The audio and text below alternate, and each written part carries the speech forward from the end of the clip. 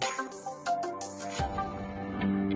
all your residential concrete projects done the right way with the most trusted company in town. Serving Lorain County and surrounding areas, Affordable Concrete Solutions is here for all your concrete needs. Providing concrete maintenance, washing, and sealing, decorative stamped concrete, driveway and sidewalk concrete removal, concrete flat work, and much more. We pride ourselves in offering the best concrete services possible and are backed by years of experience and a history of excellent service. It's our ultimate goal to provide each and every client with the highest quality of workmanship, professionalism, and efficiency while emphasizing exceptional customer service. We design, install, and maintain all concrete. Whatever your concrete needs, let ACS be your answer. Contact us today for your free estimate.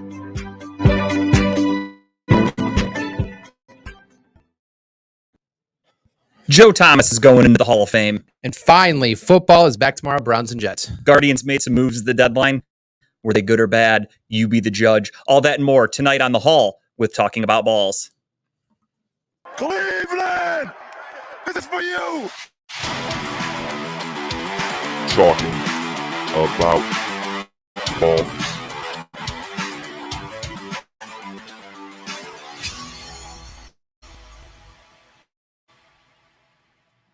Ladies and gentlemen, welcome to Talking About Balls. I am Justin George, joined as always by Kyle Price and Timbuktu. Please excuse me, I'm going to adjust my mic here. Gentlemen, how are we? Excuse me while I whip this out. Oh, sorry, wrong show. I'm good, man. Kind of in a mood today, though, but glad to be back. It's been 2 weeks. So miss you guys. It's been a long 2 weeks. Lots happened. It feels like we've been away for a month, if I'm being honest. How about you, Tim? How you doing? I'm excellent. That's what I like to hear. So we are back. We are live. We are ready to roll. Interesting couple of weeks in everyone's lives, I think. Had a lot going on. The wife had her, she turned 35. Old bitch. She's super old now. She had her 35th birthday. I remember almost a when year. I was 35. Man, those were the good old days. I didn't know Tara was a cougar. Yeah, she was robbing the cradle for sure. Cougar. She's young. I know. Yeah, compared to Kyle, she's extremely young. But yeah, no. Interesting couple of weeks. The day after our show last time, 2 weeks ago, we had that horrible storm. My basement flooded like a son of a bitch. I had almost a foot of water. The cleanup was fucking awful, grueling, tiresome. But it is what it is.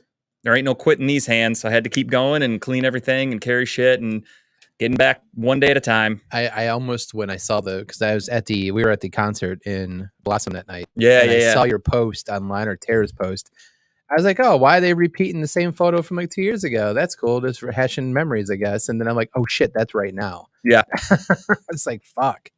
But that's unfortunate, man. Hopefully it doesn't happen. Are you going to put the backflow thing in? That or move. Whichever comes first, because that backflow thing's not going to be cheap. I believe last time we looked into it, we were quoted at I want to say $3,000 or $4,000, and that was in 2020. So now we are in, everything's expensive as fuck. So I'm expecting it to be probably $5,000 to $7,000 at least. Start digging it up yourself. It's fine. However, the one thing though is my neighbor, the older woman on the left, she got one of those put in after the last time everyone flooded in Brook Park. Yeah. And I talked to her after the flood and I said, how did you do? And she goes, nothing, bone dry down there. Damn it. So that's what makes me think, which great for her. But I feel like because hers was blocking it, that means more got pushed to me and the other people next to her because we got fucked. Like it was bad. I'm sorry, dude. Yeah, it sucked. It's all good. Did Mike have his bone dry too? No, his flooded. He does not have a backflow preventer so either. You guys both got the shit end of the stick, literally, because it must flow. I know it's coming, and I'm excited for this. Hug cam. Here we are, ladies and gentlemen. First scene here and Talking About Balls. Brand new for the show. The hug cam. The hug cam. It's new. We talked about it. We voted it in existence. It's now officially part of the team. Were you able to share the show? Interruption really quick? I did. Okay. I'm blocked right now. Every time I try to share it says I can't share. Damn, so you're a spammer now. I got graped. That's right, Hugcam. You got graped. Grape gets banned all the time from sharing, so I got the official block from Facebook. I have not gotten. I shared all the normal posts. I share it to my personal page, and that's so yeah, nothing. No And issue you know there. what? That's why I want everyone, as we talked about today, if you saw my Facebook Good page, transition. go to YouTube. We want these views on YouTube. Facebook can eat the biggest bag of dicks. Mark Zuckerberg, you fuck. Go to YouTube. Watch us on YouTube, whether that's the Redline channel. We'll be going live with Talking About Balls. You can look us up on YouTube. We have our own page now. Go there if you want. Not tonight, but go to Redline right now. I forgot the exact name of the page. Maybe Tim can help me out. Redline Media, I think. Redline Media Group. Redline Media Group. Go there today. Watch the show because that's what I'm going to be doing right now. Because again, Facebook can eat the largest bag of cocks. Just ridiculous. Why am I banned from sharing a show that's a video podcast in a group designed for you to share your podcast? I'm being banned for that. The fuck? What sense does that make? Don't understand it. Don't get it. Again, fuck them. I'm about to switch cameras. Which one we going to? The underwear camera. It's Yeah, we have- under the table one. Hug cam, tug cam, we got them all. It's just spazzing a little. Actually, that's not a bad idea. Tug cam. Tug cam. In honor of Deshaun Watson and the Brown season I starting like tomorrow, this. technically. I like this. So, how's your golf game going? Getting better? Yeah, actually, surprisingly, probably not a good brag for most of you at home, but I've played 18 twice now in my life. First time I did 18, I just shot a 135. On Sunday, 125. So I Progress. took 10 strokes off. Sounds like a good night to me. 10 I'm gonna strokes. say that sounds like a tug cam. Yeah, that's a transition. I feel like my hat is crooked as fuck. I can't get it to be straight. It looks Yeah, weird as fuck on Me, this you just camera. made it more crooked. And me not Is it- wearing a hat. Is it me or the seems camera? weird. I don't understand. Whatever. That's good though. That's good. Though. 125. So that's good. Yeah, no, I'm getting better. I missed 59 on the back nine by one stroke. I got a 60 on the back nine. But you parred a hole, right? I did, yeah. Big moment. Was it a short par? Like, did you put it up there close and you just tapped it in for Oh, it was par? a par three. I was probably 10 to 15 yards away from the cup, and I two-putted it in. Nice. So not bad at all.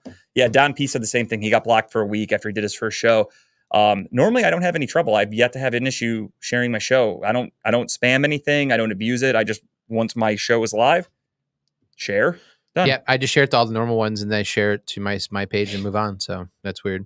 It's very weird. So I guess we're not going to get any views tonight now because you're blocked from sharing. Not looking good. Son of Oh, you know why I can't find it? I'm on the wrong page here. Let me switch my YouTube account. Speaking of YouTube, a quick shout out to that guy Dub. His show can be seen on Thursdays here at Redline Radio from 2:30 to 3 o'clock to 4 o'clock. I'm sorry. And I don't know when it's going to air just yet, but he was gracious enough to have me as a guest. And I did my interview with him on Sunday. It was a great episode. I had a really good time talking to him. Yeah, when's it air? Not sure. He's going to let me know. He says he likes to get like episodes 5 or 6 weeks in advance and then just kind of play it by ear by And what's happening and promote 'em like and then when put to 'em put it out. out there. Yeah. I So like that. Nice. I will be on his show in a couple of weeks, hopefully. And I'll let everybody know. I'm very excited for that. I think our camera's haunted tonight. We're having some issues with it. What's wrong with it? The middle one's having some issues? Okay. Don't like You that. take 2 weeks off and see what happens. You know, that's the thing is you take 2 weeks off and you think you're going to come back to progress. You would think the station owners would be here fixing everything and making sure everything's up to par when the good shows go on, the great shows that represent Redline Radio, when they're here live, putting in their hard work, doing a great, great job at entertaining their audience. And we come into what? We come into internet not working. We come into cameras not working. We come into no ad read sheets. We come into just fucking the bare minimum. We got to do all the work ourselves. I'm starting to think next month we do our show fees, I'm going to Cash App it to myself because we do all the fucking work. You can cash it after the Tim week. gets a cut for sure. I meant to say that. I forgot that part. We will do 10% to 20% to Tim. I love Tim. And the rest just comes right back to us because we're the bread and butter. We're doing everything. Yeah, I came in hot and heavy today. I'm trying to bite the tongue, trying to be nice and calm here. Just trying to. But you get to a point where how much is too much. Yeah, I think we're past that point right now. I personally can vouch that I have specifically requested for a brand new ad read sheet for weeks now. And we do the show every other week. So don't make it seem like it's just a couple of weeks. This is months. I've been asking for a brand And it new seems ad like sheet. we're adding new sponsors every week. It's like, God, it's great. It's a good sponsor. I can't wait to talk about him. Don't know where to tell you to go look We for are. him though. But And the best part about it is if you go to the Redline Media Facebook page, you're going to see a nice collage of all of our new sponsors. However, you can't read half of them because they don't understand how you crop a photo into a collage. however, we perfected it. We've already practiced. We were able to Google everything. We found the ads. We were able to get their information. We're ready to roll. Because again, That's what we're we the do. professionals. We do all the work. Wow, that was a hard camera change. Now I look whiter than I've ever been in my entire life, Tim. I am Casper. Tim, you probably look white in this camera if you came over here right now. Just throwing it out there. Is August White History Month? And I was Holy unaware. I feel like In White History White Month? History Month. I feel Tim, of like all my the months. face is like a giant fucking baseball with some hair on top of it right now. I got a little sun from golfing the other day, so I feel like I don't look as pale. Do you wear a hat when you golf, right? Mhm. So do you drive the golf cart or do you? I usually have Tara drive it. Okay. So I always, because I try to drive all the time. I always get the suntan on the left arm, Mhm. suntan on the left knee, and then I always get like sun like right here. 'Cause Okay, so- I always wear sunglasses. So The second, I mean, I'm not a great golfer, so I'm out of the cart a lot. okay, And if I have a bad shot, I'm the type of person that To walk it off. I'm irritated if I hit it. If I like fuck up an iron shot, I'm like, I'll walk and I just hold my the club walk and I walk of up to anger. it. I know that I all do too it well. all the time. That was my biggest issue on Sunday from golfing was my irons. I had a rough time with them. My driver was okay. I had a couple flubs, but overall I wasn't too upset with my driving. Yeah. It was more so my hitting with my irons. Had a few decent hits with I saw that, Steve. Sammy Sosa still whiter. That's also true. I saw that recent photo of him. My God, That's why Kyle was running a little late today. He was getting the Michael Jackson, Sammy Sosa treatment. He's got that bleaching Michael himself. Jackson's skincare routine down pretty well right now. But I did hit with my hybrids or woods, Are you getting whatever. better with them? I actually had some really good shots with them. More confident with them, Yeah. right? Is that the stiff shaft or the flex staff? It's a flex shaft, and it's the one that looks like the mini driver. Like Yep. it's got the driver head, but it's a little smaller. Which what I use the hybrid? three wood. The 3-wood. Yeah. So 3-wood is one of my favorite clubs in the bag. It's always usually my second shot, depending on the hole I'm playing. Mhm. So if I'm playing a par, like a long par 4 or par 5, I'm always taking the 3-wood the next shot because Yeah. I'm more comfortable with that, right? So for me, the thing that Tara taught me was you really only want to use it if you're in the fairway. Mhm. If you're in the rough, you don't want to use your hybrid because it's harder to hit. So I'm usually I wouldn't say the rough, but I'm in like some thicker grass because a lot of times for whatever reason, what happens a lot for me is I top my drives. Mhm. So they just fucking dribble out. And I then have to hit out of some tall grass to get onto the fairway. And there was one hole where I think it was a par 3. I fucked up my initial shot. Or no, it wasn't a par 3 because I would have used my iron off the tee. And I'm actually pretty good with my iron off the tee. But I flubbed my drive and I was like, you know what? Fuck it. That was a bad start. Let me just use the hybrid. Let me just see how it goes. I'm Yeah. here to practice. Let's go. And I fucking crushed it. And it went right next to the green. Yeah. It was off a little bit, but it went next to the green. And I was like, oh shit. Yeah. Like, I like that. The 5 hybrid. I have a 5 hybrid. I have a 3 hybrid. 5 hybrid and a 4 hybrid. Those are my two favorite ones to use. Depending. Sometimes I'll soft swing one. Sometimes I'll Mhm. full swing one. I just feel more confident. I just have Yeah. not gotten better at the iron shot because because irons you're supposed to hit basically past the ball, right? Yeah. So you want to hit hard down into the ball, and I'm just not great at that yet. No, absolutely. I I'm know used the to feeling. swing. I'm used to swinging up like a driver hit, right? Mhm. So that's why I use the hybrids a lot more because you're hitting up to it. So I'm just more comfortable with it. So I'm just very inconsistent with all my clubs, but that's just lack of. I mean, I've golfed now. That was my 5th time ever golfing on a course, so I'm getting better. Again, I've shot a 60 the last 2 times I've gone out on 9 at least, so that's somewhat consistent. I'll take that. Tara golfed well at our last MGA event. She did well. Yeah, she told me she was actually the top woman, I think. She was the top woman. And on Sunday, she got her first. She got an 80 something, 87. I forgot Really? what, but she got into the 80s for the first time. She was really happy about Hell herself. yeah. She did hit off the women's tees though, Well, of course. because There's the asterisk. we were with now our you're friend. now you're starting to sound like your dad. We were with our friend and his wife. No, because that's Tara's big thing is she'll hit off the men's tees and loves to brag about that. But then she has her best round ever and she hits off the ladies' tees. I'm just saying, there's an asterisk next to it. She is a lady, so she should be hitting off the ladies' tee. But I'm just saying.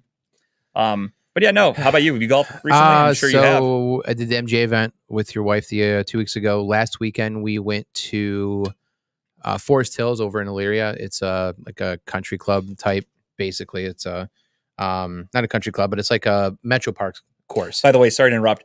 I was so fucking sad that day you guys were golfing because that was 2 days after we flooded. Oh, So I'm home cleaning our house. yeah. Sweating my ass off, carrying things out, cleaning, just fucking inhaling chemicals and bleach all day. And Tara's fucking She's golfing She at a said nice you were. course. She said you were hell. Matt, let's do it, dude. I'm a fucking pro now. They call me the golf god. I'm stealing that nickname from who is it? Jose? No, it's Robert. You're gonna have to fight Robert. him. My bad. So we went to Forest Hills last Saturday. So A little wet. right after one of the It storms looks came like a through. swamp. Yeah, Wait, that's all water there. that's all water.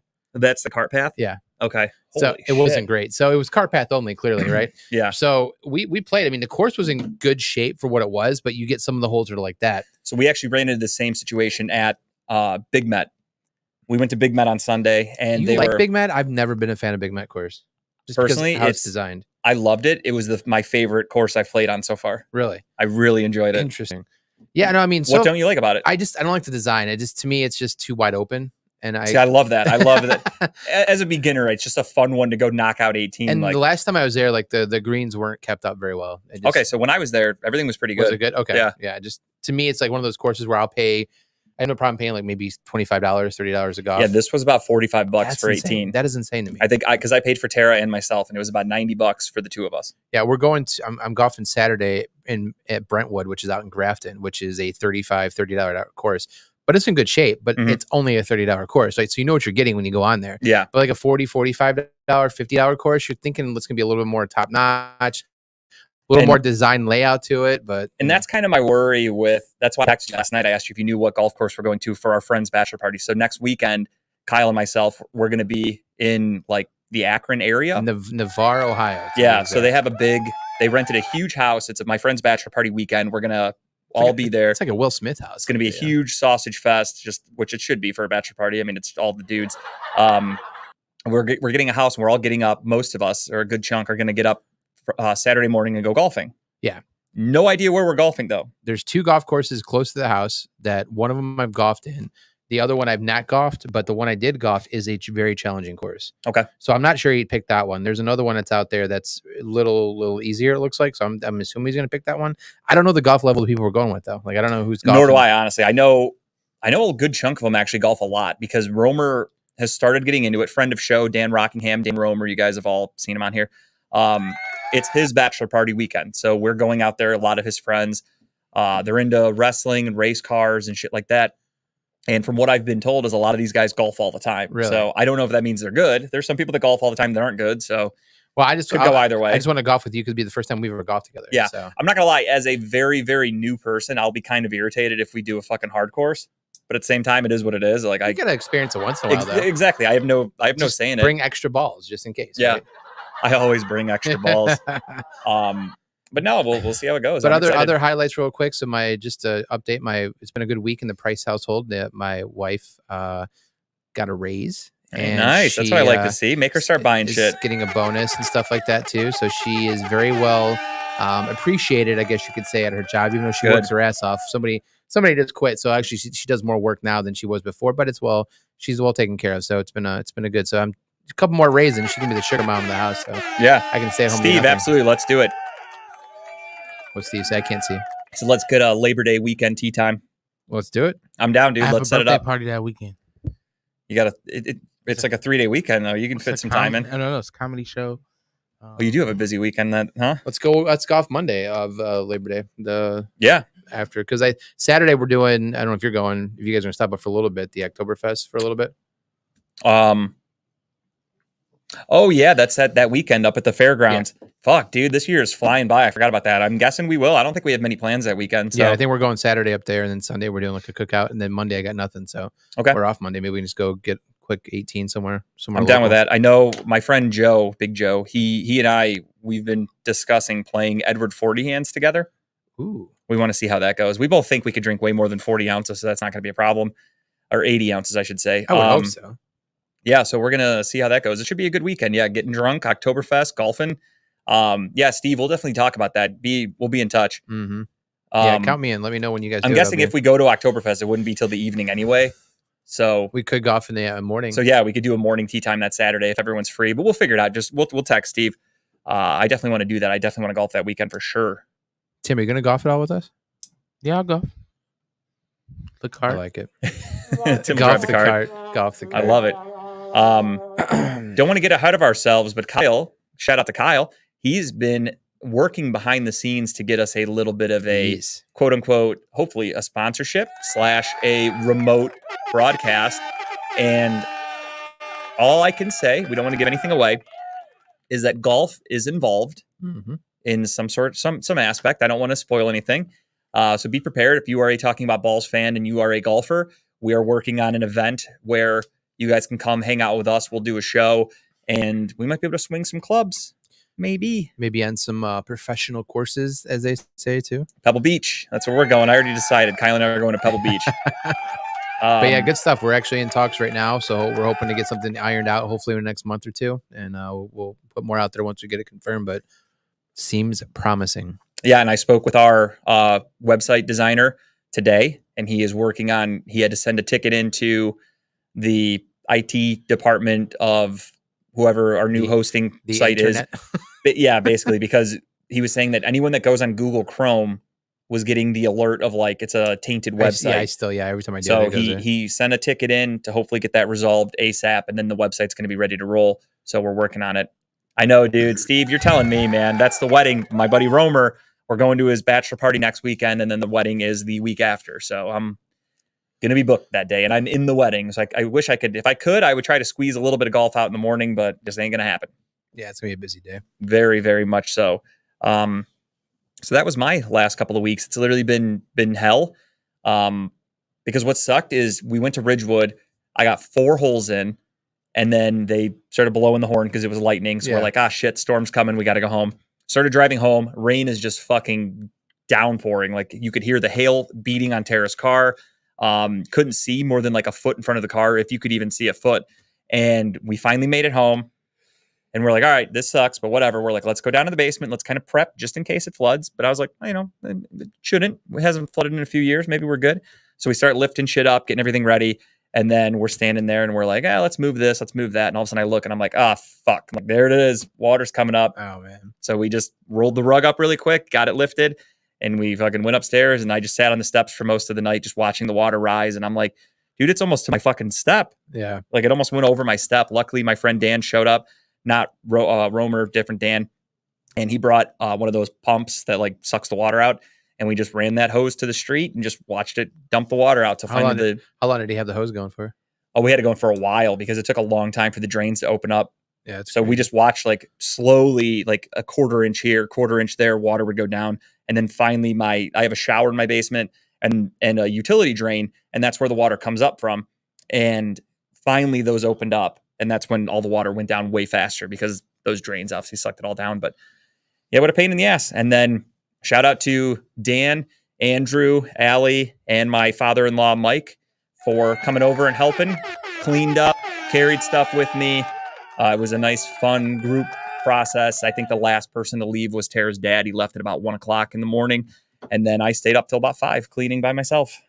Yeah. You bet you were a little tired the next day. I went to bed. I woke up at 9 and went right back downstairs to keep cleaning. And then shout out to Tara's family again, her sisters and Gino and her mom and dad came over again and helped clean up stuff with Tara outside while I cleaned up and bleached in the basement. So yeah, when you showed up Saturday night, you looked tired. I was exhausted, dude. I was literally on fumes. Like where'd we go? I forgot where we went. We went somewhere. Like we had shit to do. That's the other thing that sucked is we had stuff to do every night of the fucking weekend too. So Friday night we went out for Tara's birthday. Saturday night we went out to dinner for Tara's birthday.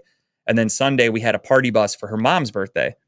And I fucking went home, and on Sunday night after the party bus, I went home and I was asleep by like 8 o'clock at night. I fucking passed out. I drank, but like an average amount for me, and went home and I was just so exhausted. I passed out. I woke up at like midnight and I'm like, what the fuck happened? Like, I don't even remember. I don't remember getting home. I don't remember anything. Like Tara drove, but Monday must have been great. I just honestly, I woke up at midnight. I watched a couple episodes of The Righteous Gemstones, and then I went right back to bed at like 1 o'clock. That's how tired I was. And I woke up for work. So I got a great night's sleep that night. But no, I was exhausted that whole weekend, but it is what it is. You got to do what you got to do when you're a homeowner. Yeah. Yeah, it's one thing I fear is that our house. I mean, luckily our house our house did flood before we bought it. Like I guess 2 or 3 years before we bought it, it did flood. Like there's actually a record when we bought it of it flooding, and they fixed it and everything. But my internal fear is you've been in my basement. I have a shit ton in my basement. Like, a lot of stuff. And I'm like, luckily we have concrete floor, right? So if it did flood, it wouldn't really ruin a lot of stuff. 'Cause a lot of my stuff's on the walls. Yep. But still, if drywall gets wet, you basically have to take the entire drywall section out. Yeah. Right. And So replace we have wood paneling, and concrete Yeah. on the floor and everything, and our like tiles glue down. So like we were able to clean everything. It was still a pain in the ass. We were able to clean everything. And after our last flood, we learned our lesson. Like we have nothing on the ground now Yeah. that we don't care about, or that we care about. So nothing got ruined really that we cared about. It was more so just like an old hand-me-down shelving unit got wet, and we were like, fuck it, throw it out, put it on the curb. Do you have any seats down there now, or do you put anything back down? Yeah, there? we got furniture. Oh, okay. Yeah, we got a couch and recliner, and I just bought new like covers for them and everything so they can match. And we threw out our old couch. That was the other thing. The water got so fucking high, it got into the cushions and all that. Because our other couch, you saw it, Yeah. we had like probably 6-inch legs on it. So I kind of thought like if we ever flood again, it'll hit the legs, wash them, whatever, It'd not a be big deal. perfect. Yeah, no problem. It went into the fucking couch, so we had to throw everything out. But that's life. It is what it is. Not much you can do. Onward and upward. That's what insurance is for. When you get that, when you That's get that it. check. They're coming. What's today? Wednesday. They're coming Friday to come and like give the evaluation. But we told them everything that we did, and they were like, "Yeah, you're going to be getting the max, which I think is like $5,000." Nice. So that's that. That's life. It is what it is. You go on, like Kyle said, onward and upward. Here we are. Again, YouTube starting hopefully next time we record, which will be in 2 weeks. We are going to be using. Obviously, we'll be on the Redline YouTube, but we will also be on the Talking About Balls official YouTube page. It is just at Talking About Balls, however you call it. Right now, I've been told it's kind of hard to look it up because we don't have any content on it. So once we start getting shit on there, it should be easier for everyone to find. I did share a link on my Facebook. I shared a link on Instagram right now. I have a link on Talking About Balls Twitter, my personal Twitter. It's out there. So if you want to follow the Talking About Balls Facebook or YouTube page, please do that. It's really easy to find if you just find those links and do it. And that's the goal, is to move forward. Because again, I just got fucking banned from sharing on Facebook for whatever reason. Kind of just want to move on to YouTube and focus full time on YouTube. I'd like to just focus on YouTube completely going forward. And again, as I did last time, I'll show you. I have the show playing right now on my phone. It is there. Maybe it'll scroll other apps. You can go down and the show is just playing, and then boom, I'm on fucking Facebook, and I have the show playing at the bottom. It's perfect. Boom. So tough act to connect. do it to it. Get to it. Download YouTube app if you don't have it already. Who doesn't have YouTube? You want to do ad reads now? I think we're in the mood to do ad reads. This is a special ad read brought to you by Talking About Balls. It's it's brought to you by Redline Radio. Mm-hmm. Because without them, these ad reads wouldn't be possible. Let's be honest. It's also very true. And I have some amazing ad reads to bring out today. My biggest one I want to talk about is the old Puff and Roll. Love it. Puff and Roll. CBD, vapes, and kratom. Kratom. Kratom? Is that how you say I it? didn't know you could roll kratom though, but You can roll anything you want. I guess so. But hey, you know what? You can also puff it. You can roll it and puff it. If you want to give them a call, the phone number is 440-444-4443. And there's so many goddamn fours in that thing. But they're also on Instagram at puff_n_roll. Or you can check them out at 464 North Abbey Road in Elyria. Oh, right down the street from More my house. fours. More fours. This is a lot of heavy four Love heads. it. But hey, we are progressive people on this show. I know I participate in the green leaf sometimes. I know you do, and I'm gonna go on a limb here and assume Tim does too. No, I don't think so. Not Of Tim. course No, not. not Tim would never. No. But Tim's a straight edge. this takes care of No. everything that's not weed. It looks like so, but I don't know if they sell weed there or not. But it looks like they take care of everything else for you. Give them a call today. Tell them that team Talking About Balls sent you. I don't know what you get, but maybe a high five or we are fucking ghosting our show right now. Now we officially are Caspers. We were talking about our basements and how we have a lot of concrete down there. If you need any help with your concrete work, give a call to Affordable Concrete Solutions, 440-714-1987, or go to www.concreteacs.com. Tell them Redline Radio sent you.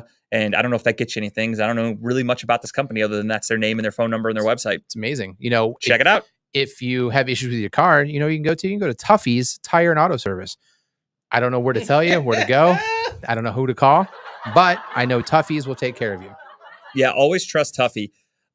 If you're interested in cars, in whether it's racing them, buying little stock cars to play with, or getting yours fixed, I don't really know what this company does, but give a call to Hayo Wheelma Siri. Give them a call. It's all I got. It's a very zoomed in picture. I believe that's the state of Ohio, kind of crooked in the background with a race car. Don't know what they do. Don't know what it is. I believe it actually says Ohio Wheelman Series. Don't know what that means. I have no idea. There's no information, but that's, I believe, what it says. There's just a weird picture of it. So that's what you got here for Redline Radio. I like it. You know the country that Iron Man was in when he went down in the first movie and got shut up? It was Iraq, which is right outside of Russia. But if you're curious, in the Russian version of Iron Man, it's Vitamin, Ambers, and Vens. So Vitamin, Ambers, and Vens. they sell Vens with Ambers and Vitamin. Give them a call at 061092. That's not enough phone numbers, but that's all I have. I don't know what to tell you. Give them a call. Tell them Jorge sent you, and you can and you can get Ambers and Vens. If you're looking for Amber in the van, you can call 06192. And I'm going to assume that another new one of ours is Brain Dagger. I don't know. That's what it looks like.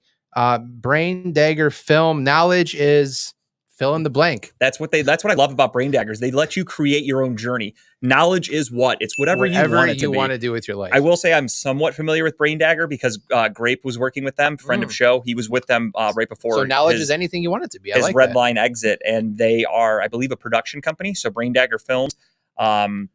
Knowledge is something.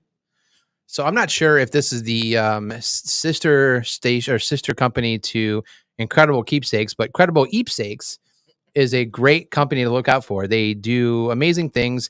They do hairish moments. They're not cherish, but they're hairish moments. But they're also made to last forever. But if you want anything done with shirts, t-shirts, coffee cups, anything, I'm assuming they can do the same thing Incredible Keepsakes does. So give Diane a call today. I don't have a phone number off the top of my head here, but if you want to work with Redline Media Group, or as it says here, if you want to work with Edline Media Group, you can give us a call here at whatever the number is, because there's not a phone number on that either. It's 440. That's all I know. That's all we know, because there's nothing even on here. It's 440-503-0828. Sounds good to me. I don't remember. I got one that actually fits. There's one new one that's on here. It's the middle of summer right now. August is creeping up. It's right here. It's upon us. The hot days haven't even really started yet. August is usually one of the hotter months of the year. So if you have any issue with your HVAC, if your house isn't getting cold, or if you're worried about winter coming up and you're worried that your house isn't going to be warm enough, call Sensible Solutions HVAC Service LLC 440-985-8387. Oh, there's two full ones on here. Well, three, but I'll read the second one. Wiggins Construction and Home Improvement. They're the OG of sponsorships. They've done our studio, everything. Give them a call today at 440-731-4654. Tell them that Team Redline sent you. And I don't know, is this the one where you get the 10% off? I'm not sure because it's not on there right now. Remember. I'm just guessing here. Another company that we love ever since we started here at Redline Radio. This is somebody that, entertaining as shit. Kyle and I go to these all the time. Speaking of Dan Romer, big wrestler, RPW, Redline Pro Wrestling. Obviously, I mean, they have shows all the time. I'm just kidding. It's been a year and a half now we've been with Redline Radio, and they've never had one thing with Redline Pro Wrestling, but except for Dave owns belts. Except I know that we had the tag team belts, and those have never officially been taken off us because I wasn't pinned before. How about you? Never seen them since. Exactly. I don't know what happened to them. Maybe Dave pawned them. And that was the ad reads brought to you by Talking About Balls, where we are always talking on our feet and keeping you on yours. Speaking of things that aren't updated, do you know there's shows on Redline Radio every day? They're not on Monday. There are. It's just not on that board, because why would it be? You could check out, what is it? Church Boy Fellowship. Fellowship. I almost said Church Boy Service, and I was like, that's not right. Church Boy Fellowship, Monday night, 7 to 9. Check it out. It's written in white. That's why. Oh, yeah. I can barely see it from here. Church Boy Fellowship, Monday night, 7 to 9. You can check it out on Redline Radio Studio 1. And then you're going to ease yourself into Tuesday. And what do you ease yourself into Tuesday with? I ease myself into Tim the Hug Cam himself, Tim Buck Tuesday, 6 to 8. Check him out on Redline Radio Studio number 1. I was actually watching his show. That's the best part about. Hold on. He knows Kyle needs Alert. one right now. Give it to me, baby. That's the best part about Redline Radio is you can watch it for a hug right now. You can watch it on an app. Oh, there so it is. I'm sitting there last night, literally. I'm at Olive Garden, and I'm watching Tim Buck Tuesday. Right there. That is a good one. That buddy. one looks so nice. I feel good now. All right, I feel calmed down. And then I looked at the show schedule again. Now I'm pissed off again. Jesus Christ. Yeah, it doesn't last long. But yeah, Tim Buck Tuesday can be seen on Redline Radio. All the social medias. You can check it out on Twitter. You can check it out on YouTube, Facebook. However you want to find Tim, you're going to find him. Check out Tim's personal accounts too. Tim, plug your socials right now because I want Tim to get some followers here. What are you into? Are you an Instagram? You a TikTok? What are you into more? I'm on Instagram, TikTok, Twitter. Twitter is more like Pornhub for me, or X, I should call it. I don't know what that was. But Timbuktu. I forgot they changed their name. Yeah, Timbuktu. That's TIMBUKTU_31 on TikTok and Instagram. And then Facebook is Timothy Washington Jr. Check him out. And YouTube is Timbuktu Production.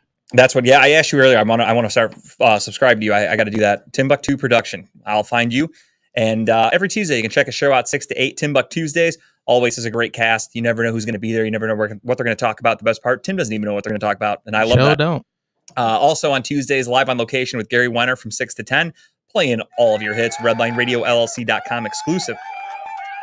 Excuse me. There we go. Broad Street South 8 to 9 on Tuesdays. Talking about balls, of course, from 7 to 9 on Wednesdays. What's up in the 216? Hopefully that'll be coming back soon. Any word on that? You said it was supposed to be August, right? I think she's supposed to come back this month. I'm not 100%. Okay. So I saw she posted the other day and said when her doctor gives her clearance, she'll be back. So I'm not sure. Oh, I didn't see that. Okay, Yeah. that's great news. So hopefully she posted on one of Dave's posts. Oh, okay. So hopefully she's back soon. That would be great. Her show is entertaining as shit. I look forward to it coming back. On Thursdays, I already talked about him, our man, that guy Dub from 3 to 4. Check it out again. I was just on the show.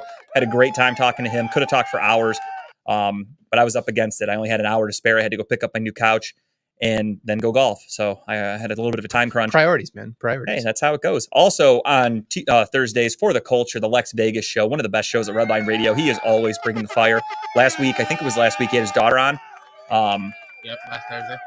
Good times. That dude's willing to, I won't even say push the envelope because having your daughter on is just, it's got to be like an uncomfortable experience, especially for his show and his what's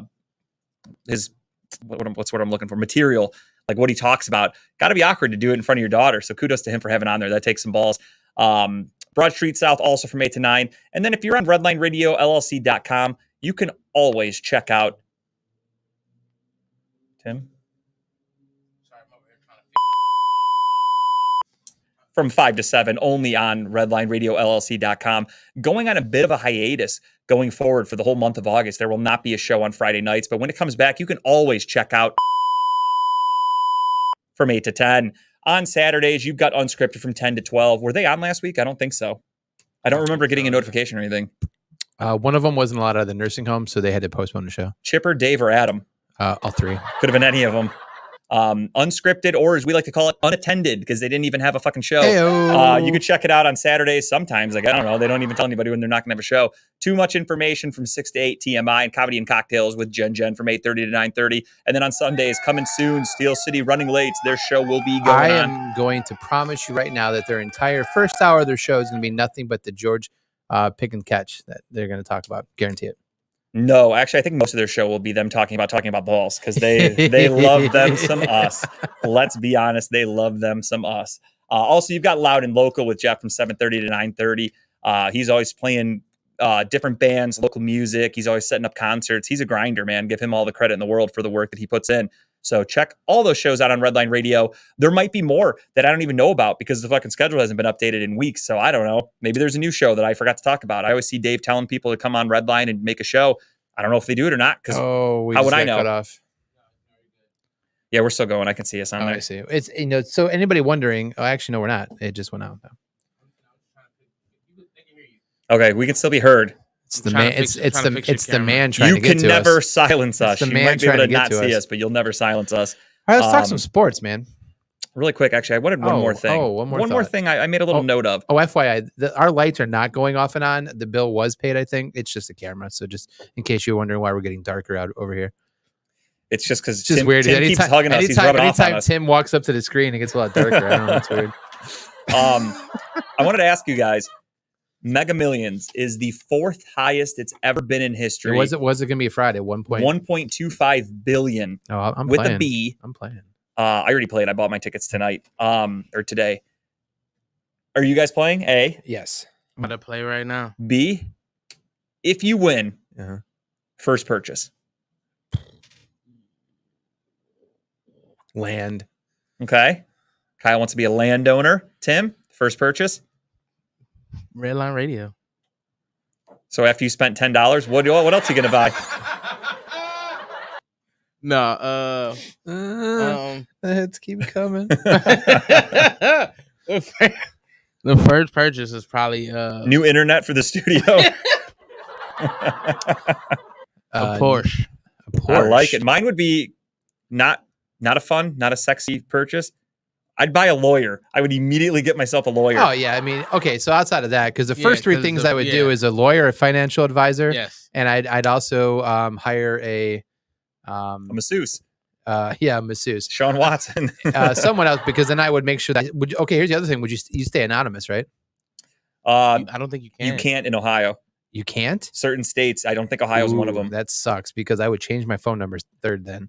Because I want nobody knowing to call me or get a hold of me. I answer the phone and tell them no. No, I would still change all my contact information. People would know that I'm a rich motherfucker now. If I hit that much money, because you think about the end of it, because they did the math yesterday online. Someone's like, if you take the lump sum, which you would be stupid not to, you only get like, I think it's like 350 million after taxes and shit. Wait, that can't be true. I think taxes they take like no, because then they take their part off the top, and then federal takes their part, then state takes their part. Really, 1 billion would 1.25 like would $360 million. I shouldn't owe taxes that for the seems next crazy. years. I feel like you'd walk away with at least like if you take the lump sum. If you take the lump sum, right? Yeah. If you take the payments, you'll make more money over time. I believe is what they did. What do the payments break down to? That I don't know. On a billion, I'm not sure, but you make more money in the long run. But you think about it, if you get that much, 360 million, you put $1 million into a high earning account, that money's going to make money and you'll be fucking set for life. I would put more than that. With 300 million, it would be hard to spend that much money in a lifetime. I would push limits on that. I would too, but in the high interest accounts, I would put like 150 of million. That's why you say a financial advisor here, do what you have to do. Like I want to live like an asshole.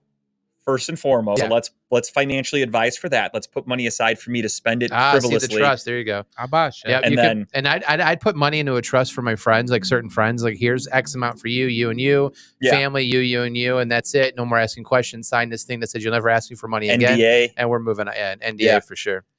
I'm very excited. But you know, also I would buy land to build a house. I would build like a move people, like if people wanted to, like big section of land, just build houses, people with my friends or whatever. You basically make like a resort. A resort. And then I'd buy another chunk of land. I'd work with someone to design my own golf course. Oh, I like that. Patrick Mahomes just got I don't think he got a course. He got like a hole put in his backyard. Yeah. Like one hole. Like I would design my own golf course. I'd make it like high end. So like they held tournaments there and I could play and my friends could play anytime we wanted to and let someone else run it. I just make the money off of it. I would like that, but at the same time, I feel like I would get bored and be like, all right, I want to go play at a different course. I would just be bouncing around. Well, yeah, but I mean, with all that money, I could do whatever I wanted. Absolutely. Take the private Lear jet this weekend. Let's go play Augusta or something. I don't know. Then we could really play Pebble Beach. You don't know who we are. We can play Pebble Beach. Don't even ask questions. All right. As promised, we will talk a little bit about sports, not just the golf. From a billionaire to we millionaire, Joe Thomas goes into the Hall of Fame. Finally, first ballot Hall of Famer Joe Thomas. His time has made it. Congratulations to him. We all knew he was going to the Hall of Fame. The second he announced his retirement, I told everybody. I mean, even when he was still playing, I got into arguments with people where I told them like Joe Thomas is a first ballot Hall of Famer, no question. People were like, "No way, he's an offensive lineman." I'm like, he's one of the greatest of all time. I hope everyone understands and appreciates that as a Browns fan. So kudos to Joe Thomas. He is officially going into the Hall of Fame this weekend. It is here. In honor of him, the Browns are in the Hall of Fame game. His enshrinement speech and all that jazz will be on Saturday. It's like a half a man he used to be because he literally lost a lot of weight. He used to be. Good for him though. He's getting into broadcasting and he wants to continue that. He does the play-by-play for the Browns preseason games. He works for the NFL Network in small capacities and stuff. So kudos. I'm happy for him. I think he's a great, entertaining guy. Super nice. I met him a couple times. I have a bunch of his autographs. Like he is just one of the nicest people in the world. I used to live in Westlake, and I think he lived out there. I don't know if he still does. Back when he still played with the team, and I ran into him and his family at an ice cream store one time, and just nice as can be. Like I wasn't bothering. I just said like, "Hey, how you doing?" And that was it. Like I wasn't like, "Hey, let me get an autograph." I don't care about that. If someone's out with their family, I respect them. But just super nice guy, and honestly, I couldn't be happier that a Cleveland Brown is headlining the Hall of Fame. Yes. A Cleveland Brown that I got to watch play his entire career here. Yep. Can't say the next time that's going to happen, but with this roster, we have a lot of guys that are going to be in the Hall of Fame. Like Myles Garrett will be in the Hall of Fame. Yeah. Depending on how his career goes, Chubb definitely could. It's hard for running back though. He's going to have to break some records. It depends on his career. I mean, he's still young. If he goes out and wins a Super Bowl or two, 100% he's a Hall of Famer. Chubb, on the other hand, same thing. If he wins we get a Super Bowl or two with him, if he gets a rushing title or two, there's a good chance he could be, because he does have a very high yards per carry average. If he keeps that up, he is in the same conversation as Jim Brown, but he's got to work on the yardage and get more yards this year. So yeah, if his stats keep going, he could be in there. Trying to think of who else might be a potential Hall of Famer. It would be really hard for them, but Joel Bitonio, I think, could be a Hall of Famer. I would absolutely see that. I think that might be it for this current roster, if I'm being honest with you. Unless some of these younger people we have on a team. Yeah, the younger guys, obviously, we got to see what happens with them. But for right now, that might be it. But I still think that's a pretty good group. Absolutely. We have a few guys that we can see it, but it is awesome to know that.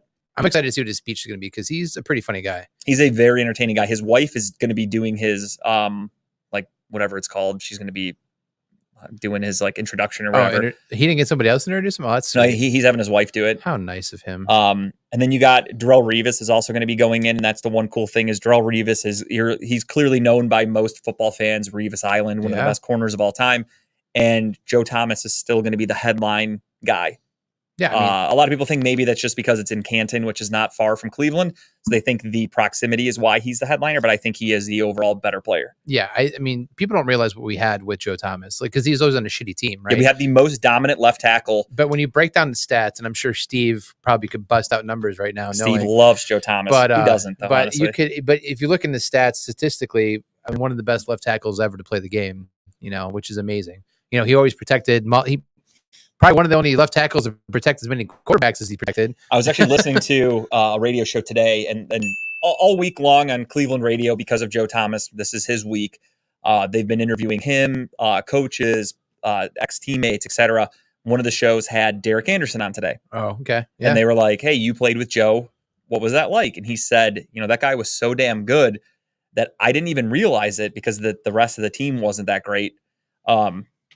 He would occasionally find himself like floating to the left as a quarterback, because he's just like, I feel safe over here because Joe Thomas is right here. He said eventually, like, coaches had to yell at him, and they were like, Derek, what the hell are you doing? Like, stop floating over there. And he's like, I didn't even realize I was doing it. It's just Joe Thomas is blocking for me. I'm like, I know I'm going to be okay behind him. Yeah, that's where you want to be. Makes sense. It's great. Kudos to him. I'm really excited again. It's just cool to see a player that I got to watch. Like, I know there have been other Browns players in the Hall of Fame. There's been like a guy like Clay Matthews is a guy that everyone wants in the Hall of Fame. I hope he gets in eventually. But he deserves it. Truthfully, if you look at his stats, he deserves to be in the Hall of Fame. He's been in so many semifinalists. Yeah, just hasn't made it yet. Never made it. So hopefully one day he goes, which would be cool. But at the same time, I never watched Clay Matthews play a down of football. So I feel like he's going to be part of that like part that gets in if they've passed on, like, as he dies and they bring in other people. Yeah, I could see that. Or like it is going to be a while. It could be like a year where they're like, fuck, we only have like 3 guys that are really worth going into the Hall of Fame. So they're like, let's throw a couple of these like guys on the edge. And that's where you might see him. But again, I would be happy for him. I know a lot of like, older people in Cleveland that watch the Browns for their whole lives are very familiar with him. Again, I never saw him play down. There we go. So it would be really cool. Here we go. We got Steve's stats. Allowed just 30 sacks in 6,680 pass block snaps, which is sack allowed in 0.004% of total pass plays, according to Pro Football Focus. That's insane. Ask and we shall receive. That is insane. It's crazy, because people probably look at that number and go, oh, okay, but that's insanely good. Like, there are some offensive linemen. I'd be curious where that ranks of all time. Like, some offensive linemen give up like 10 plus sacks a year. Yeah. He gave up 30 sacks in his career. That's like out of 6,680 pass. 2 or 3 seasons for your average offensive lineman. And mind you, those were a lot of bad quarterbacks who probably didn't help the line. They held the ball too long. We didn't have everybody around him on the offensive line. There were some years we had some good offensive linemen. Like when we had Mitchell Schwartz, Joel Bitonio, Alex Mack, Joe Thomas, and then whoever the fuck we would put in at right guard. Those offensive lines were pretty damn good. We had one of the best offensive lines in football. But not taking anything away from Joe Thomas. Joe Thomas has been here since 2007. And like Kyle said, he has protected some really fucking bad quarterbacks. He had to protect Johnny Manziel. He's had to protect Charlie Fry, Brady Quinn, Derek Anderson. The list goes on and on. I mean, just garbage fucking quarterbacks this poor guy had to protect, and did it at the highest level. Yeah, kudos, Joe. Yeah, Kudos very to happy for Joe Thomas. Literally one of my favorite Cleveland Browns. I've met him, like I said, a bunch of times. I have his autograph. I've got Joe Thomas memorabilia in my basement. Just a guy that, like, in the future, I know he's only been retired now. This is his 5th year of being retired, but he's a guy that you could buy a jersey of and wear it anytime, and no one's going to bat an eye. They're like, oh, yeah, hell yeah, Joe Thomas. That's a great player. Yeah, absolutely. I've got him. I got to sign one in my basement. He's like my centerpiece. Yeah, that's a good one to have. Because the Hall of Famer, right? It makes sense. So boom. He is truly the greatest Cleveland Brown I've ever got to watch play football in my lifetime so far. Absolutely. I agree. Myles Garrett will probably pass that as he continues to go in his career. I hope this year is just a boost point for him. I hope that that he takes off to another level this year. We will talk all about this. I know we like to do the winging it in the beginning of the show, but the next 2 episodes, because it works out perfectly before the season starts, we're going to do next episode will be an AFC breakdown, and the episode after that will be an NFC breakdown. So we're going to do all that. We will talk about the Browns, and we'll give our predictions on, defensive player of the year. We'll do a special Cleveland Browns only prediction type thing where we're going to predict like over under touchdowns or yards for Nick Chubb, over under sacks for Myles Garrett, over under touchdowns for Deshaun Watson, things like that. We're going to do fun shit like that in our next episode. And don't forget, we are officially back full time. Yeah. The 30th of August. Yep. And that's why, because we'll do the NFC preview. Then the next week will be our normal NFL. We get to do pick'em. We get to do, we'll talk a little fantasy maybe, because you guys will be getting ready to make your fantasy lineups for that week because it's going to count. So I just wanted to give you guys a little heads up for all that of what I have planned for what we're going to be doing in the next couple of weeks, or next couple of episodes, I should say. But yeah, we are going to be weekly starting August 30th, and I can't wait. But yeah, this week, Joe Thomas, it's the Joe Thomas celebration. I could not be more excited because tomorrow there is actual tackle football happening with the Cleveland Browns, albeit Kellen Mond is getting the start. You will see nobody of value for the most part. You'll see a couple guys like Tillman's going to play. Mm-hmm. Most of the rookies are going to play. Rookies are going to play for sure. Yeah. Some of the even second year guys are going to play. Some undrafted guys that might not make the team are going to play. Are you going to put a bet on a game? Already did. Oh, of course you did. Browns money line. Oh, you went the money line. Yeah, because they're plus like 105 for the Browns money line. I was going to put some money on like some of like stat guys like mine I was going to put on there. I'm not touching that. Only because I don't know what the Browns plan is, because we do have Dorian Thompson-Robinson, or Thomas Robinson, however the fuck you say his name, the backup. We have some younger quarterbacks, and younger players at every position. I don't know how much time these guys are going to see. Even for Tillman, Cedric Tillman is our rookie wide receiver. He might only be out there for a series. So if you take him to be like, I have him over 4 catches. He's only out there for 3 plays, gets maybe 1 catch, and they're like, all right, we want you out. We don't want to risk you getting hurt because you're a big part of our future. Then he doesn't get it. So I'm not touching preseason just because of the snap counts. I might put a couple dollars and some fun stats to see. But the money line one is curious. I guess I didn't check the line. They are plus 110? They were like, I think plus 105, maybe 110. I don't remember. Yeah. But yeah, technically the Jets are the favorite, -2, which makes sense. Now hear me out. He sucks ass. But Zach Wilson was the number 2 overall pick in the draft. Yes. Just a few years ago. And he was their starter for 2 years in a row. He was their starter for a handful of games here and there before he either got benched or hurt, because he was not good. Let's preface with that. He's very bad. Hang on, one more. Joe Thomas' career pass block grade from Pro Football Focus was 95.9, which is the best among any player from the Pro Football Focus era. Woo! So he literally is the best, the greatest offensive lineman of all time. You notice we always have like the best players that they make a difference. Can't do shit for us. Positions that don't matter. Yeah. Like I don't see Joe Thomas running that ball in the end zone. You sucking slacker. Bill Dawson could kick the ball through any fucking weather. Like he had a great leg. He knew how to play the wind and everything. But did he get to do it that much? Nope, because we sucked. We weren't in scoring position half the time, so it didn't matter. Isn't he like our leading scorer of all time or second? He might be, yeah. Not saying much. Well, no, that actually happens a lot in sports. The kickers usually are, because you figure they're getting a lot more points than like the quarterbacks. Like you figure you get a touchdown, running backs run it in. So in any given year, if hypothetically Tom Brady throws 30 touchdowns, but you have running backs that are going to run for 15 touchdowns combined, maybe 20, a couple defensive touchdowns here and there, punt return, kick return, the kicker comes out every time and kicks that extra point. So after every time you score a touchdown, no matter who scored it, the kicker's getting a point most 99% of the time. And then in your field goal range, they're getting 3 points. So kickers are usually the team's leading scorer. Like Justin Tucker is probably Baltimore's all-time leading scorer and will end his career that way. He's for sure a Hall of Famer, I think. Oh, no question. I just mean like in terms of being a team's like highest scorer, if a team had a really good kicker, it's usually the kicker. Yeah, agree. What are you looking for tomorrow night? Obviously, no one in particular. I want to see DTR come out and look great as a rookie quarterback, because that's another thing that a lot of people got to look at. I think Kellen Mond and DTR are battling for the third quarterback spot. I don't think we're going to hold 4. So this is really a battle of their jobs. In terms of the rookies, I'm just excited to see the defensive lineman, Ika, or however the fuck you pronounce his name, the kid from Baylor, the big Samoan. The big dude. Big dude. Cedric Tillman, I'm excited to watch, a wide receiver, because he's made some decent catches in training camp, and I think they have high expectations for him, for what it's worth for a 3rd-round pick.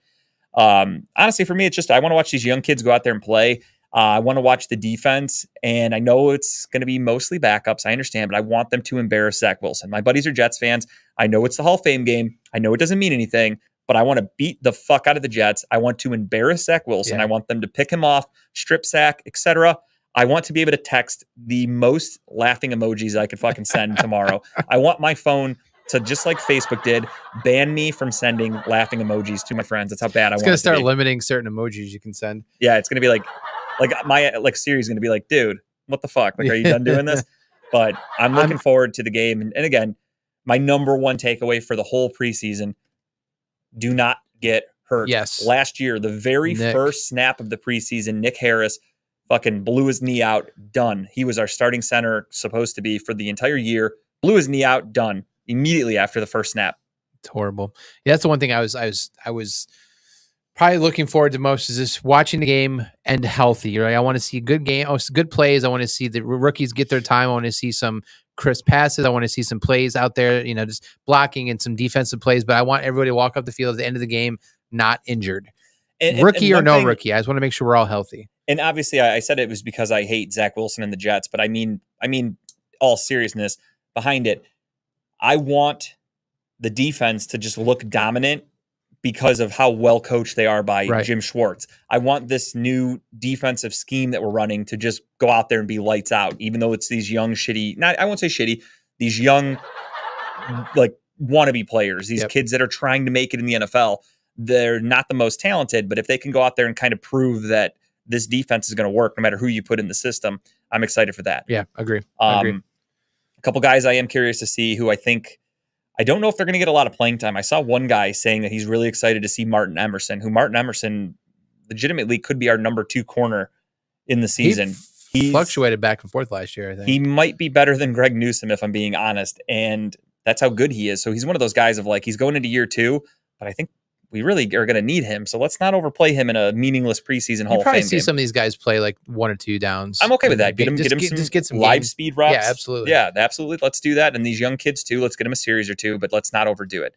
I want my phone to die because I'm on Google so much going, who the fuck is this guy again? We'll see Ford tomorrow for a little while, I think. That's going to be fun to watch. Yeah, you're going to see Jerome Ford. You're going to see all these young kids that, you got a little glimpse of last year, but they barely saw the field, that everybody was mad about. Like, oh, why isn't he touching the ball more?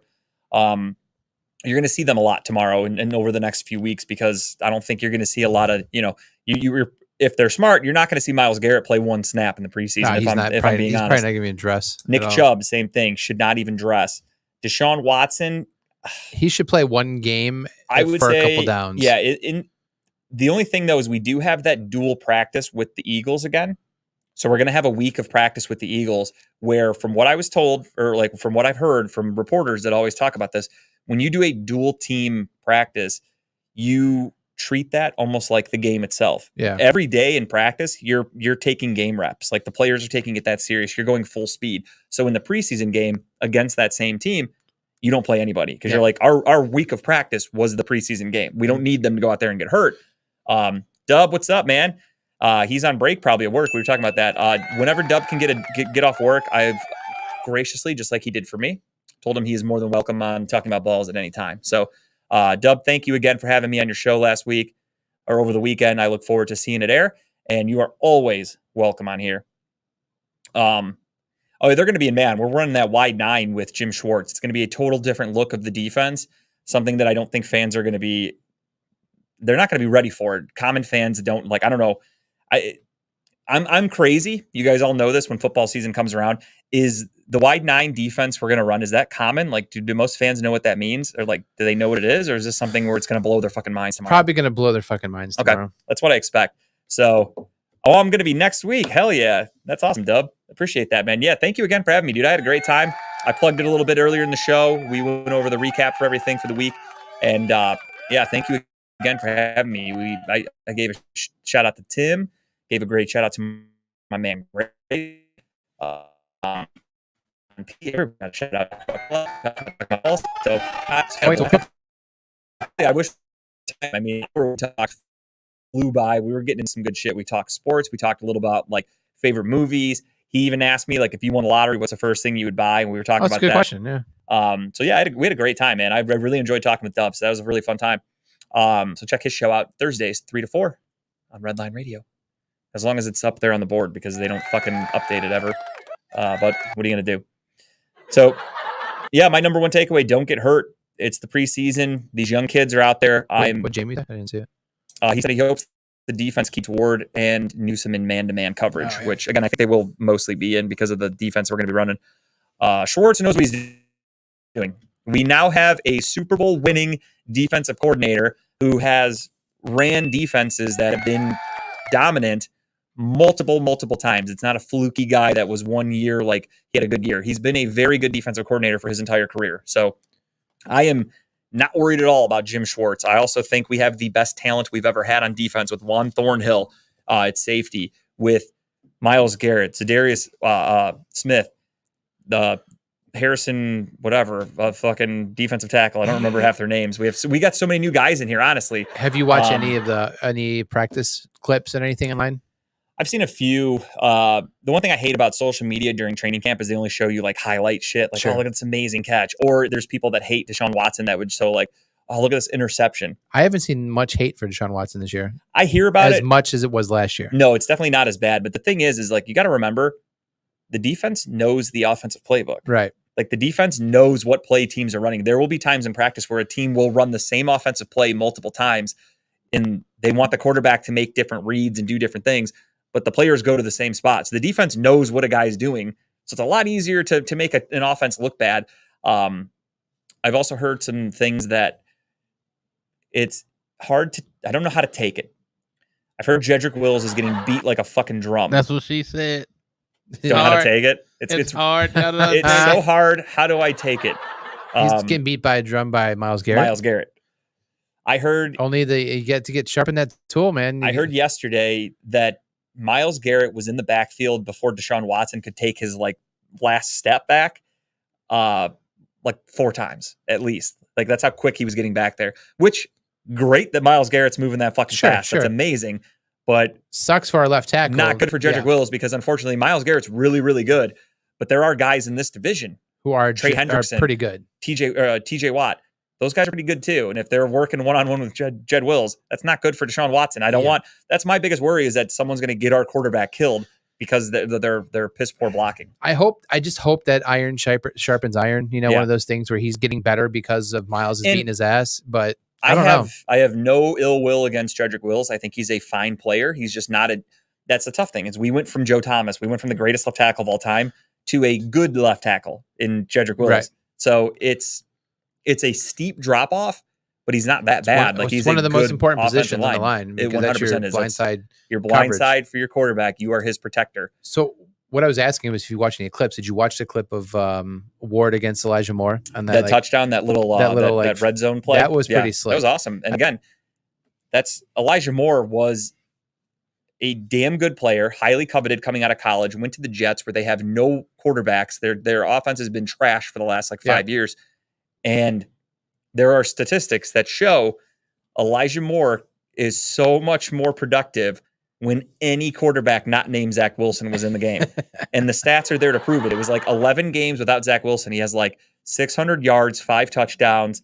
With Zach Wilson, he's got 0 touch. His numbers are atrocious with Zach Wilson, because Zach Wilson is a very, very bad quarterback. So that's one player. And I'm not going to sit here and pound the table and say, take Elijah Moore in fantasy. I think he's going to have a fantasy football Absolutely worthy taking year. Elijah Moore in football this I year. think he's going to have a good year. I'm not willing to stake my reputation on him having. I mean, again. he's a solid 3 potentially. Oh no, in absolutely. Your team. Yeah, I'm saying he's a guy you can take, but I'm not saying don't take him like early, thinking like this dude's going to be the reason I win a fantasy championship. Is he a good guy to have on your bench in fantasy? I would think so. I could see him going a week where he puts up 12 points, and then a week where he puts up 4. I've always had issues drafting anybody who's not Chubb on the Browns team. Yeah. Because you don't know what you're going to get production wise, right? So now this year you might be able to. Cooper was solid last year, right? Cooper was very good, and that's the other thing too is for catches. He was going in with Jacoby Brissett, and that was another thing is I didn't know who to trust on the offense last year because we had Jacoby Brissett. I was worried Nick Chubb wasn't going to do much because they would stack the box against Jacoby Brissett. Jacoby Brissett proved to have his best year as a quarterback, but it still didn't result in any fancy mind-blowing players. Right, Amari Cooper wasn't winning you a championship. DPJ wasn't winning you a championship, nor was David Njoku. So, but if you had Cooper as your second or third option, if you wanted just 10, 15 points, you were fine. You were getting those catches, and you're getting the you're yards. You're going to get 6 catches for 80 to 100 yards, and you're going to get maybe a touchdown every other week. Not bad at all. So I'm excited to watch the game tomorrow night, just to watch real football again. I'll probably watch it outside in the patio tomorrow night, just catch the game, see what happens. But I'm excited for it to be here finally. I'm really excited. I love football. You guys know that it's my favorite sport. So this is my time to shine. We have real football. The Hall of Fame game is always ass. I usually don't give a fuck about it, but because it's the Browns, I will watch every single play like a maniac. Gonna be great. Can't wait. And we're gonna break it down in 2 weeks too. By the time we do our next show, there will be multiple Browns preseason games. So we'll have a lot to talk about, and it'll be fun. It's gonna be great. Speaking of the Browns, I want you all watching to vote, either in the comments, also go to the website, and I want everyone on the show here to vote. If you could throw it up, Tim, the Browns are doing a midfield logo again, and they want you, the fans, to decide. Option 1 is that new dog logo that was voted by the fans. Option 2 is the elf that they had last year. Option 3 is the helmet, and option 4 is just a stripe down the middle. Of course, if you voted for option 4, you should just kill yourself. Yeah, jump off a cliff, because that's is 4 just one of those like fuck it, throw it up there type things. Yeah, 4 was almost like they were like shit. I feel like that's it's gonna backfire. People are gonna vote for that one more often. Well, no, the one thing people are really pissed about is they're like, why the fuck isn't there a 32? Yeah. A Jim Brown midfield thing. Well, I think they're going to put 32. Like they're going to put it on the field. I think they're going to highlight. They're going to put 32 at the 32-yard line and highlight 32. But that is one thing the fans were like really adamant about. They're like, how about a fucking helmet that says 32 on it? I wouldn't vote for that, to be honest. Would you? No, I wouldn't. I've already voted. I voted for the elf again. Yeah, I voted for 2. Yeah. Yeah, like I know there are very superstitious people. Usually, I am superstitious. I'm okay with 3 too, because we've had it before as well. But I like 2. Yeah, I don't like the dog. If the dog wins, I'm not going to be really happy. Put the dog in the end zone. Put the dog like in the end zone if you want to. Yeah, I'm fine with that. Give me full painted end zones. Yes. And if you wanted to say like Cleveland in one, Browns in the other, and one has the helmet, the other end zone has the dog, and put the dog in the dog pound end zone. Totally cool with that. But I know there were a lot of people that are like superstitious, and they were pissed off because they're like, I love the elf, but they're like, I don't want it, because you know what I think of when I see it? Our home opener last year was against the Jets, where he blew that fucking giant lead, and they're like, that's all I think of is like, we sucked on that fucking field with the elf. Like, get rid of it. So that is kind of funny. Now, give me option. Give me option 2 for sure. Yeah, I'm with you, Tim. What would you want? If I had to pick out of these, give me. You don't like any of these? Not really. Give me the elf again, or the dog. Honestly, the dog I preferred in the end zone. So enthusiastic, Tim. The dog I prefer in the end zone. Tim sounded like he was doing a hostage video. Why the fuck is 4 on there? This shit looks like isn't that a waste of time? Bowl. That's a fucking waste. Like literally, video games do better jobs at like making shit up. They just have a fucking stripe. Like there was somebody that got paid to come up with these 4, and they were like, "Here we go, boss. Let's ship it. Let's go." Yeah, it's glitching again. But yeah, no, I would go with 2. Albeit, you guys know that I love the original OG elf. I have it tattooed on my body. The one just holding the football, standing still, not this one. But an elf's an elf. I'll take it. It is what it is. What's up, Dave? I would vote for number 2. I hope the elf goes back in the field. Again, I wish they would just go to the original elf logo that like everyone knows with the Cleveland Browns that they actually put on the fucking merch. The fact that they sell the other elf on hats and shirts and everyone loves it, and then they have this one that people don't care about, and that's the one they want to put on the field. I don't get it. I fucking don't understand it. I don't like that dog. We already said it, Dave. You just got here. We would like that dog in the end zone by the dog pound. I think that would look cool down there if they want to use that fan picked logo, but it should not be at midfield, in my opinion. I feel like, do we know what's winning yet? Do they have like live? I don't think so. I don't know. I haven't really checked. They just posted it a couple days ago. Maybe literally, I think it was, honestly, I think it was Monday. They threw that up there for everyone to start voting on. I don't know when voting closes. Too? They have it on Facebook, Twitter, Instagram. I think they posted on all the Cleveland Browns official social medias. So check it out. But go vote. Do your part. Option 2, if that's one you like. I mean, vote for whatever the fuck you want. But I like option 2. That's the one I'm going with. That's the one I think is going to win, if I had to guess. I also think that, don't get me wrong, the Browns will not pick the fan favorite. They probably have one in mind. They've already paid somebody to paint it on the field. They have it like ready to go. We'll probably have some insider like taking a picture when it's getting live painted and be like, oh, here's the winner. Yeah, because they'll do it before the game against the Bengals week 1. They're not going to do it for the preseason. They never paint the field for the preseason, nor should they. But we'll see which one wins. I'm hoping number 2. Speaking of the Bengals, I got a little thing to switch in here. I don't have a picture for it because who gives a tit? Joe Burrow got a little banged up at practice last week. Calf injury. Limping hard and got carted off the field. And then after the practice, Zach Taylor, the head coach, just said, yeah, it was a calf injury. They said it was just some sort of calf injury. They're not really disclosing much. But a calf injury like this could be a few week injury, could be a couple month injury.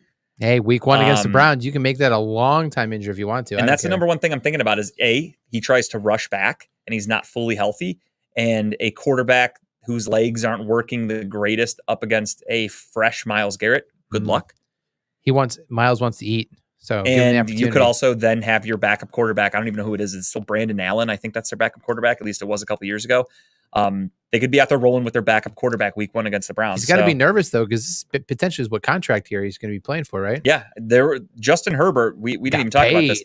Justin Herbert got fucking paid, and Joe Burrow is next in line to get that huge contract from that draft class. And everyone said, okay, currently Justin Herbert is the highest paid quarterback in the NFL, highest paid player, I think actually. Yes. And everyone's just going, and he will be until Joe Burrow gets his contract, because Joe Burrow will, of course, make more money. He makes it to the end of the season. And now, he's already hurt. I mean, the Bengals have got to be a little worried. He blew his ACL out year 1. He had the appendicitis right before the season last year. He was a little slow starting. Now he gets this calf injury that could be lingering for the entire season, depending on how well it heals. Could cost him a couple of weeks of the regular season, which is not good for a team. Most non-contact injuries ever by a player, I think. Dave is calling it Joey B ready and healthy for the season. Joey B. Oh, Joe Burrow. Okay, I'm sorry. I don't know about that. We'll see, because calf injuries like that linger. They do not go away for the season. You're going to have to play with that for the entire year. It's just a matter of how healthy you are. It's just blood in the water for defensive players right now. Yeah. They know he's not going to probably run the ball. He won't be as mobile. He won't be as mobile, so they're going to go right after him. And we all know the offensive line of the Bengals is not the best. No. So. And hey, I'm not telling you guys what to do, but if you're Myles Garrett, go for the leg when you tackle. Sweep the leg, Johnny. Sweep the leg. Go low. So yeah, Joe Burrow got banged up. At first, honestly, I thought ACL, like Achilles, ACL. I thought Achilles for sure. He started hobbling, fucking dropped, and had to get carted off. So I'm like, dude, he's done. Like, he can't walk. And they're like, oh, just calf injury. He's fine. So, I didn't cheer for an injury because I'm not that, evil, but no. Part of me was like, When I saw it, I literally, my first thought was just like, oh shit, the division just got wide open. That's all I thought of, was that the Bengals are clearly going to be the favorites from everybody to be the division winners. They are picked right now to be division winners. And most people have it Bengals, Ravens, Browns, Steelers in any order for the Browns and Steelers. I have no idea why they have the Ravens. As I don't. What do they see that we don't see? They have a good defense. I'll give them that. They have Patrick Queen's a good linebacker. They traded for Roquan Smith, a good linebacker. Defensive line is okay. They've got David Ojabo from Michigan, who's now fully healthy. Who knows what he's going to be, because he had a nasty injury in the offseason last year. They've got a good defense. I'll give them that. Offensively, it's Lamar Jackson. It's fucking Odell Beckham. Like, I'm not afraid of that offense personally. Don't get me wrong. Lamar Jackson talented player, great running quarterback, not getting any younger, No. not getting any healthier, just got paid a shitload of money. Maybe he's not as aggressive. Maybe he is going to start to think twice about taking those hits because he knows he might be able to get another contract in a few years. If he keeps getting banged up, he's definitely not making any money. So it's going to be interesting to see what happens because that's the other thing. Last year, there were reports that he could have played. Oh, we knew he could have played. We knew he was sitting out on purpose. He could have played in the playoffs for them and didn't. And there were a lot of people that probably rubbed the wrong way in the Ravens organization. I know it would for me. If that's my teammate, if I'm like, dude, this guy's fucking completely bailing on us because he's worried about his money. The Bengals went from minus 125 to plus 120 after the Burrow injury. So I don't know if I would say he's ready and healthy for the season there, Dave. That's a little wishful thinking. On a calf injury, that's not something like... So the Bengals were the favorite week one? Oh, yeah, Oh, absolutely. That's right. Unless he means division. Probably division, I would assume. I'm not sure. I thought we were the favorites. Yeah, Steve, is that for week one or is that for the division? I don't remember. I thought we were favorites week one. No, we weren't. I think we're like -2. Like really? the Bengals are the favorites in week one, if I'm not mistaken. Okay. But either way, yeah, you hate to see it, but you know who they have at the bottom of the division, right? The Steelers. Oh, the Steelers. Yeah, naturally. Just making sure Dave knows that. That's another one though. Kyle did briefly touch on that, and we won't spend much time on it because it's not worth it. That catch by George Pickens it's funny to me that the Steelers are going crazy over a fucking training camp highlight where it was pass interference like a son of a bitch. Like if you're that physical in an NFL game, they're throwing. Has any Steeler fan ever actually watched a football game to think that would be okay in the NFL? It was both offensive and defensive pass interference. It would have been offsetting, which means no play. And the other thing too is I'm watching these crazy catches from Steelers wide receivers, and the funny thing about it is the passes are so fucking off the mark from Kenny Pickett. They are bad. That's why they're making these great catches. Like I saw a clip earlier. I got some buddies that are Steeler fans and they've been like retweeting some camp highlights. And one of them was like, oh, Deontay Johnson can make crazy catches. And it's a video of Deontay Johnson doing this like one-handed on the sideline, like barely got it. And I'm like, that was just a fucking horrible pass. Like Kenny Pickett's just not a good quarterback. There's a difference if you're trying to throw a guy open, like try to get him down the field further. Yeah. And you're trying to throw it away from the defender because you need him to get that ball. That's different, right? In training camp, those passes should be on the numbers, whether it's picked off or not. That's what you're practicing, right? And that's the funny thing is there's a highlight clip from Atlanta, and shout out to Dub, Atlanta Falcons fan. There's a clip that went around of this great move. Browns are +1 at home. That's what I thought. Okay, that makes sense. Excuse me. Kyle Pitts.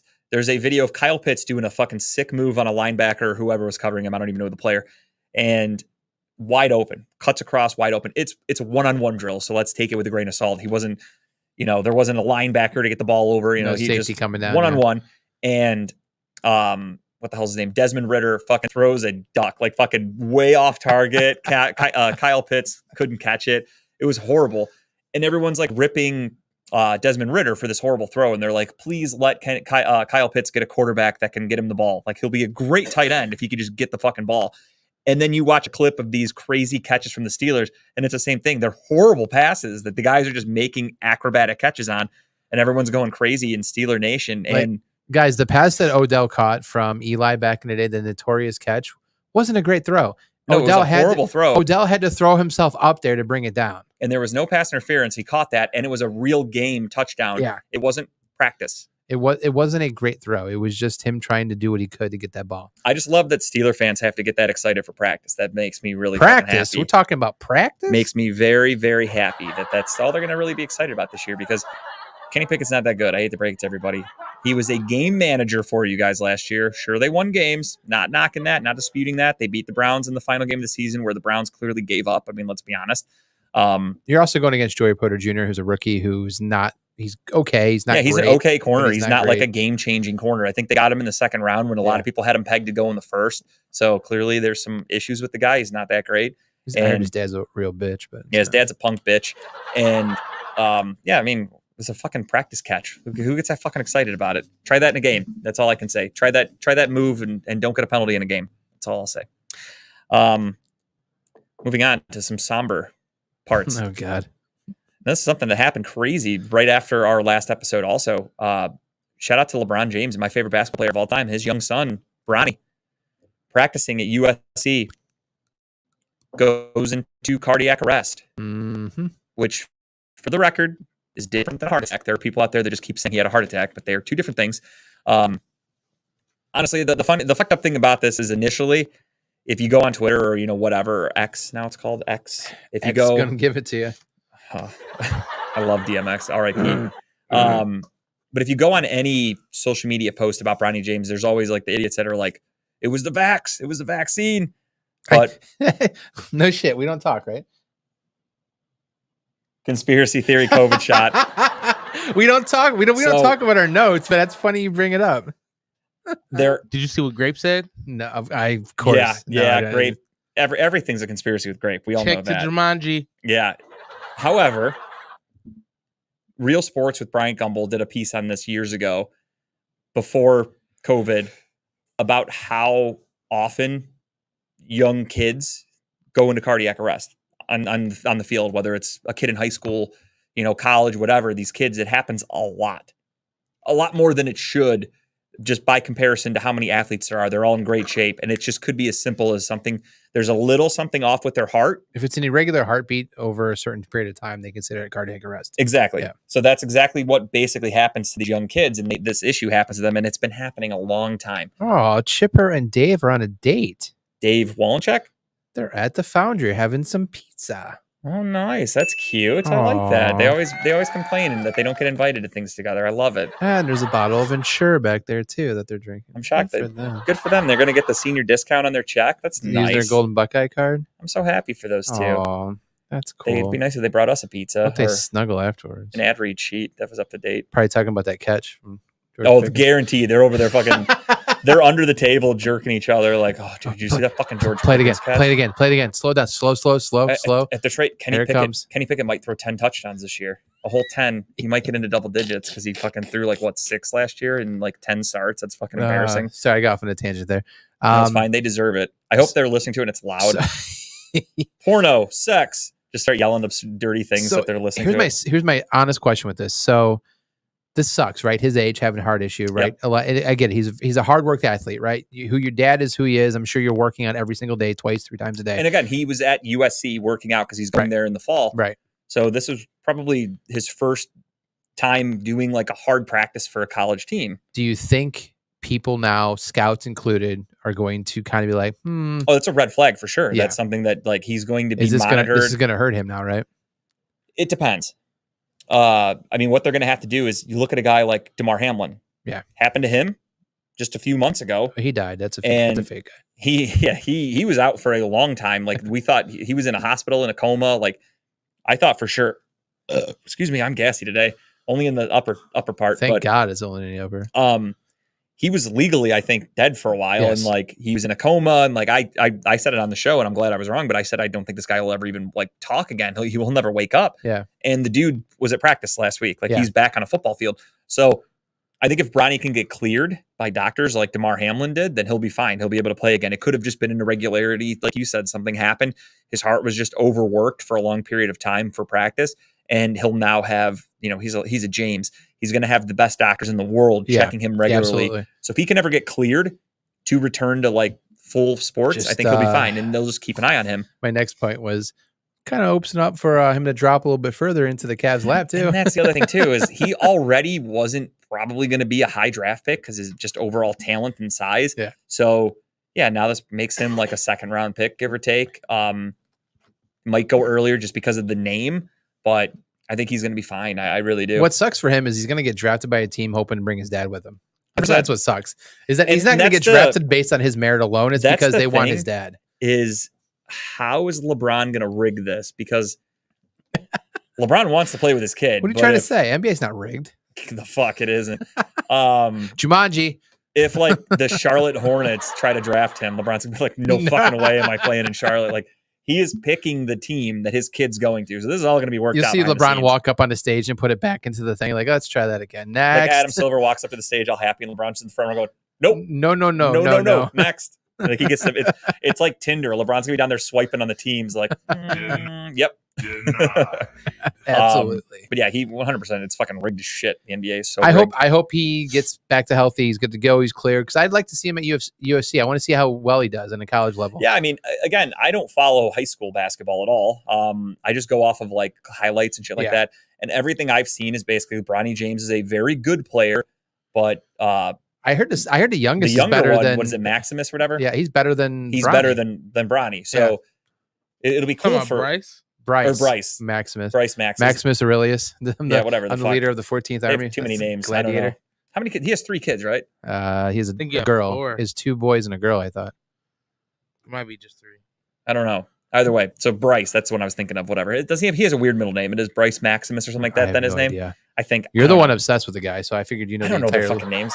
family history. Anyway, yeah, the youngest boy is supposed to be a better basketball player than He's Bronny also James. taller than Bronny, I think, too. So Bronny looks like he could be a good player, but not like he's not a franchise-altering player. So I don't think he's not going to be that coveted by NBA teams. The only reason you take a Bronny James is for LeBron James. Correct.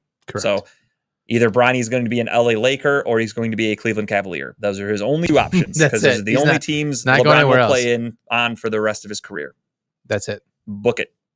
So kudos to Bronny for also though, because from what I saw was he only had to spend like a day in the hospital and they released him pretty early. He's good to go. So that's why you probably don't think it's anything serious.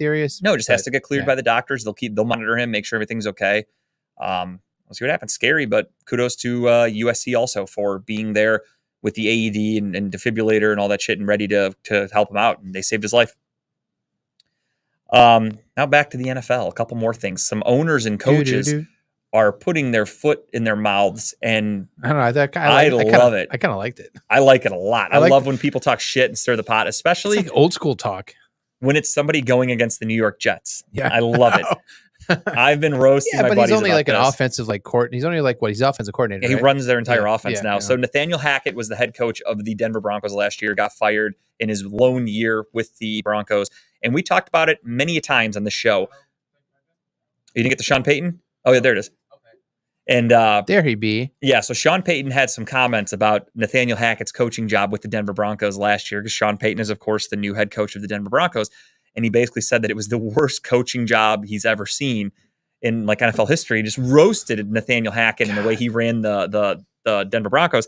And immediately they went to the Jets and they were like, what do you think of these comments from Sean Payton? And they're talking to Robert Saleh, and he had some fucking lame comment that was like, if you ain't got haters, you ain't popping or something like that. He was trying to be funny. He's just a fucking idiot. And then the other thing that I made fun of my Jets fans friends for was Robert Saleh was like, oh yeah, I can't wait to play the Broncos in week 4 or week 5. I forgot what he said, but they don't actually play the Broncos until the other week. Like he didn't even get the fucking schedule right on his own team. And it's like, you're the head coach and you don't even know your own fucking team schedule. I enjoyed furthermore the Will Smith comments out of Aaron Rodgers. Yeah.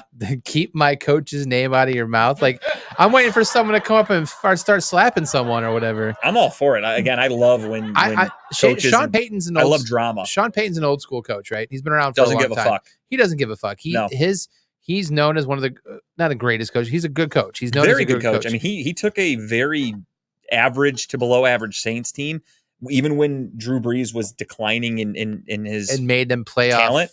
Every year. Still kept them in the playoff hunt every year. Yeah. And that's a division where they were going up at one point against Cam Newton, Matt Ryan, Tom Brady at quarterback. Like there were some good teams they had to go against. Jameis Winston, even when he was with the Buccaneers, had a couple good seasons. Like there weren't bad teams. But let's think about it. So he's saying comments that everyone agrees with, right? We all knew that the coaching job last year, the Broncos team last year was fucking trash. We said it. Every fucking social media group, every NFL outlet, whatever, all said this Broncos team is a fucking disaster. And like when Nathaniel Hackett got fired, everyone was like, why did it take so long to fire him? The fact that you had your Russell Wilson had his own like office on like the second floor, he was doing weird shit all over dips on the airplane. So there was no structure, there was no management, there was nothing. And so the worst part, they sucked. Yes. That was the icing on the cake. You had a talented football team and you were traded horrible. a lot of shit to get Russell Wilson. And your only job who had was a better win. record last year? Them or the Seahawks? And the Broncos ended up having a top 5 draft pick they couldn't even fucking use because it went to the Seahawks. Yep.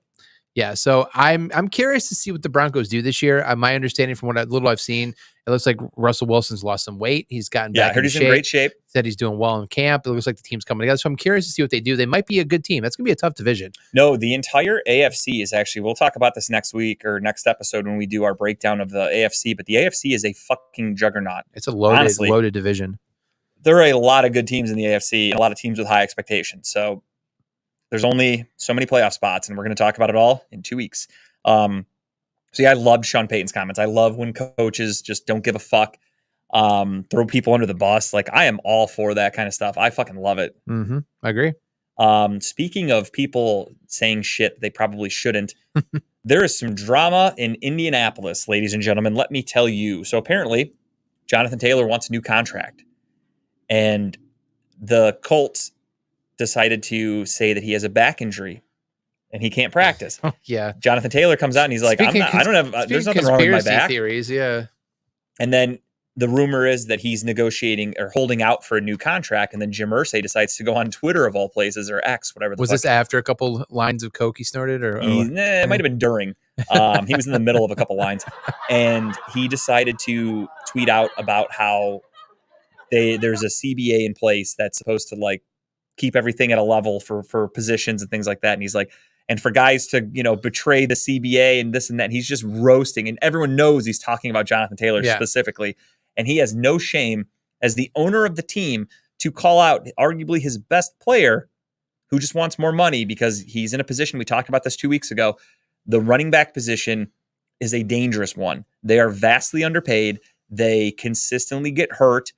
And these guys just want some financial security. And Jonathan Taylor wants that, rightfully so. He was one of the best players in football the last couple of years. Well, last year was trash, but yeah, that's fine. Yeah, last year wasn't good. I said one of the best. But the year before that, no, he was the best player in football. I mean, he was the offensive player of the year, I think. If you had him on fantasy, you almost guaranteed to win your championship because of how fucking good he was. So the fact that the owner of the team, not like a media guy, not some, anonymous source, it is the owner is roasting you on fucking Twitter, not a good sign for the Colts this year. I don't think this is a repairable relationship. Did you his comment something about like if he died tomorrow or something like that? Yeah, Jim Irsay was like, if I died tomorrow, no one would care or something like that. He's a fucking sad dude. Like, he's all drugged up and drunk and like he is always like red, sweating, everything. He's always on some sort of narcotic. He's on a 5-day bender every time you see him. Yeah, whether it's drinking, drugs, whatever, he is always on something and always fucked up. Here he says, if I die tonight and Jonathan Taylor is out of the league, no one's going to miss us. The league goes on. We know that. The National Football League rolls on. It doesn't matter who comes and who goes. It's a privilege to be part of it. That's sad as fuck. Like, who says that? Yeah, so needless to say, if you have Jonathan Taylor or whatever, you just don't keep him. And that's the other thing too, or is bench or stash him, or keep him and stash him because he's not going to play this year probably. It's a weird time because, like, I have a fantasy football draft in a few weeks. I'm in a couple leagues this year. Yeah. And what do you do with Jonathan Taylor? I'd be pissed if I took him in the first round and the dude doesn't touch the field. Well, he fucked me last year. I'm not keeping him this year. Right. But I'm just saying, like, what do you do? Do you even take him? Do you roll the dice in like the second round? Like, what do you do? You release him and hope you can pick him back up in a later round and get better value on him if you have to keep again? Yeah. Right? If you're in a keeper league, like for me, I'm not in a, like, it's a repick league every year. Okay. It is, but I get to keep one player. Like, I'm more than likely going to be keeping Deshaun Watson because he'll only cost me my 6th round pick. That's pretty solid. So I'm okay with doing that, rolling the dice with Watson. I expect him to have a good year. So I will gladly do that. So I don't have to worry about the quarterback position. But with Jonathan Taylor, like, I won the championship last year in this league, so I'm picking 10th. So I'll have back-to-back picks. Like, do I roll the dice and take him in the second round? I don't think so. No, there will be better players. Yeah. But if Jonathan Taylor starts playing week 1, getting him at the 11th pick is a fucking steal. This running back situation is going to get magnified this year. It's going to be a huge topic. Oh, absolutely. Because they're already talking about how the running backs are doing Zoom calls. Everyone's getting each other's backs. And let's not forget, guess who might be up for another contract next year? Nick Chubb. A lot of people are saying, is this Nick Chubb's last year's Cleveland Brown? Yes. Could be. So this could be something we're going to be talking about next year on our team too. The one thing I will say about Nick Chubb, and again, maybe I'll be wrong in a year, he seems like he is a team player. All he cares about is winning. Money, he's made plenty. He doesn't strike me as a greedy kind of guy who's going to want a lot of money. He, knock on wood, hasn't had an injury history or anything like that. Jonathan Taylor's been banged up. Saquon Barkley's had injuries. All these running backs, Dalvin Cook, all these running backs that wanted this huge contract and all this money are injury-prone running backs, which I understand why they're worried about their next paycheck because they can't stay healthy. So if they get hurt, that's going to cost them money. Nick Chubb has never really had to worry about that. So plus we did take care of him in the extension, like 2 years ago. Last year? They took care of him. He's made plenty of money. I could see him now being like, okay, I understand I have to take a little bit of a pay cut to stay on this team because of the money we're paying to Miles, Deshaun, Denzel Ward, whoever. And I think he'll do the right thing. I hope. Plus, you're also going to probably see a restructure of Deshaun Watson's contract next year as well, too. Yeah. And the other thing, too, is Browns fans are going to have to kind of accept the fact that Nick Chubb won't be here forever. Running back shelf lives are very, very short. And we're not going to be a run-based offense anymore. I hope Browns fans can realize, we'll talk about this next week, but I hope Browns fans are going into this season understanding that we are not going to be a run-focused offense anymore. This is Deshaun Watson's team. There's a reason we let Kareem Hunt go. We don't have a bunch of, we don't have the 1-2 punch of great running backs anymore. We have David Njoku. We have Amari Cooper. We traded for Elijah Moore. We have Donovan Peoples-Jones. We drafted Cedric Tillman. Yep. We're going to be passing the ball. Yeah. You see we what the paid offense Deshaun Watson a lot of money not to hand the ball off. Yeah, agree. I'm curious to see what happens. Browns fans need to kind of realize that, like, as much as I love Nick Chubb, I want him to be here forever. I want him to retire a Brown. I want him to go to the Hall of Fame. We talked about that earlier.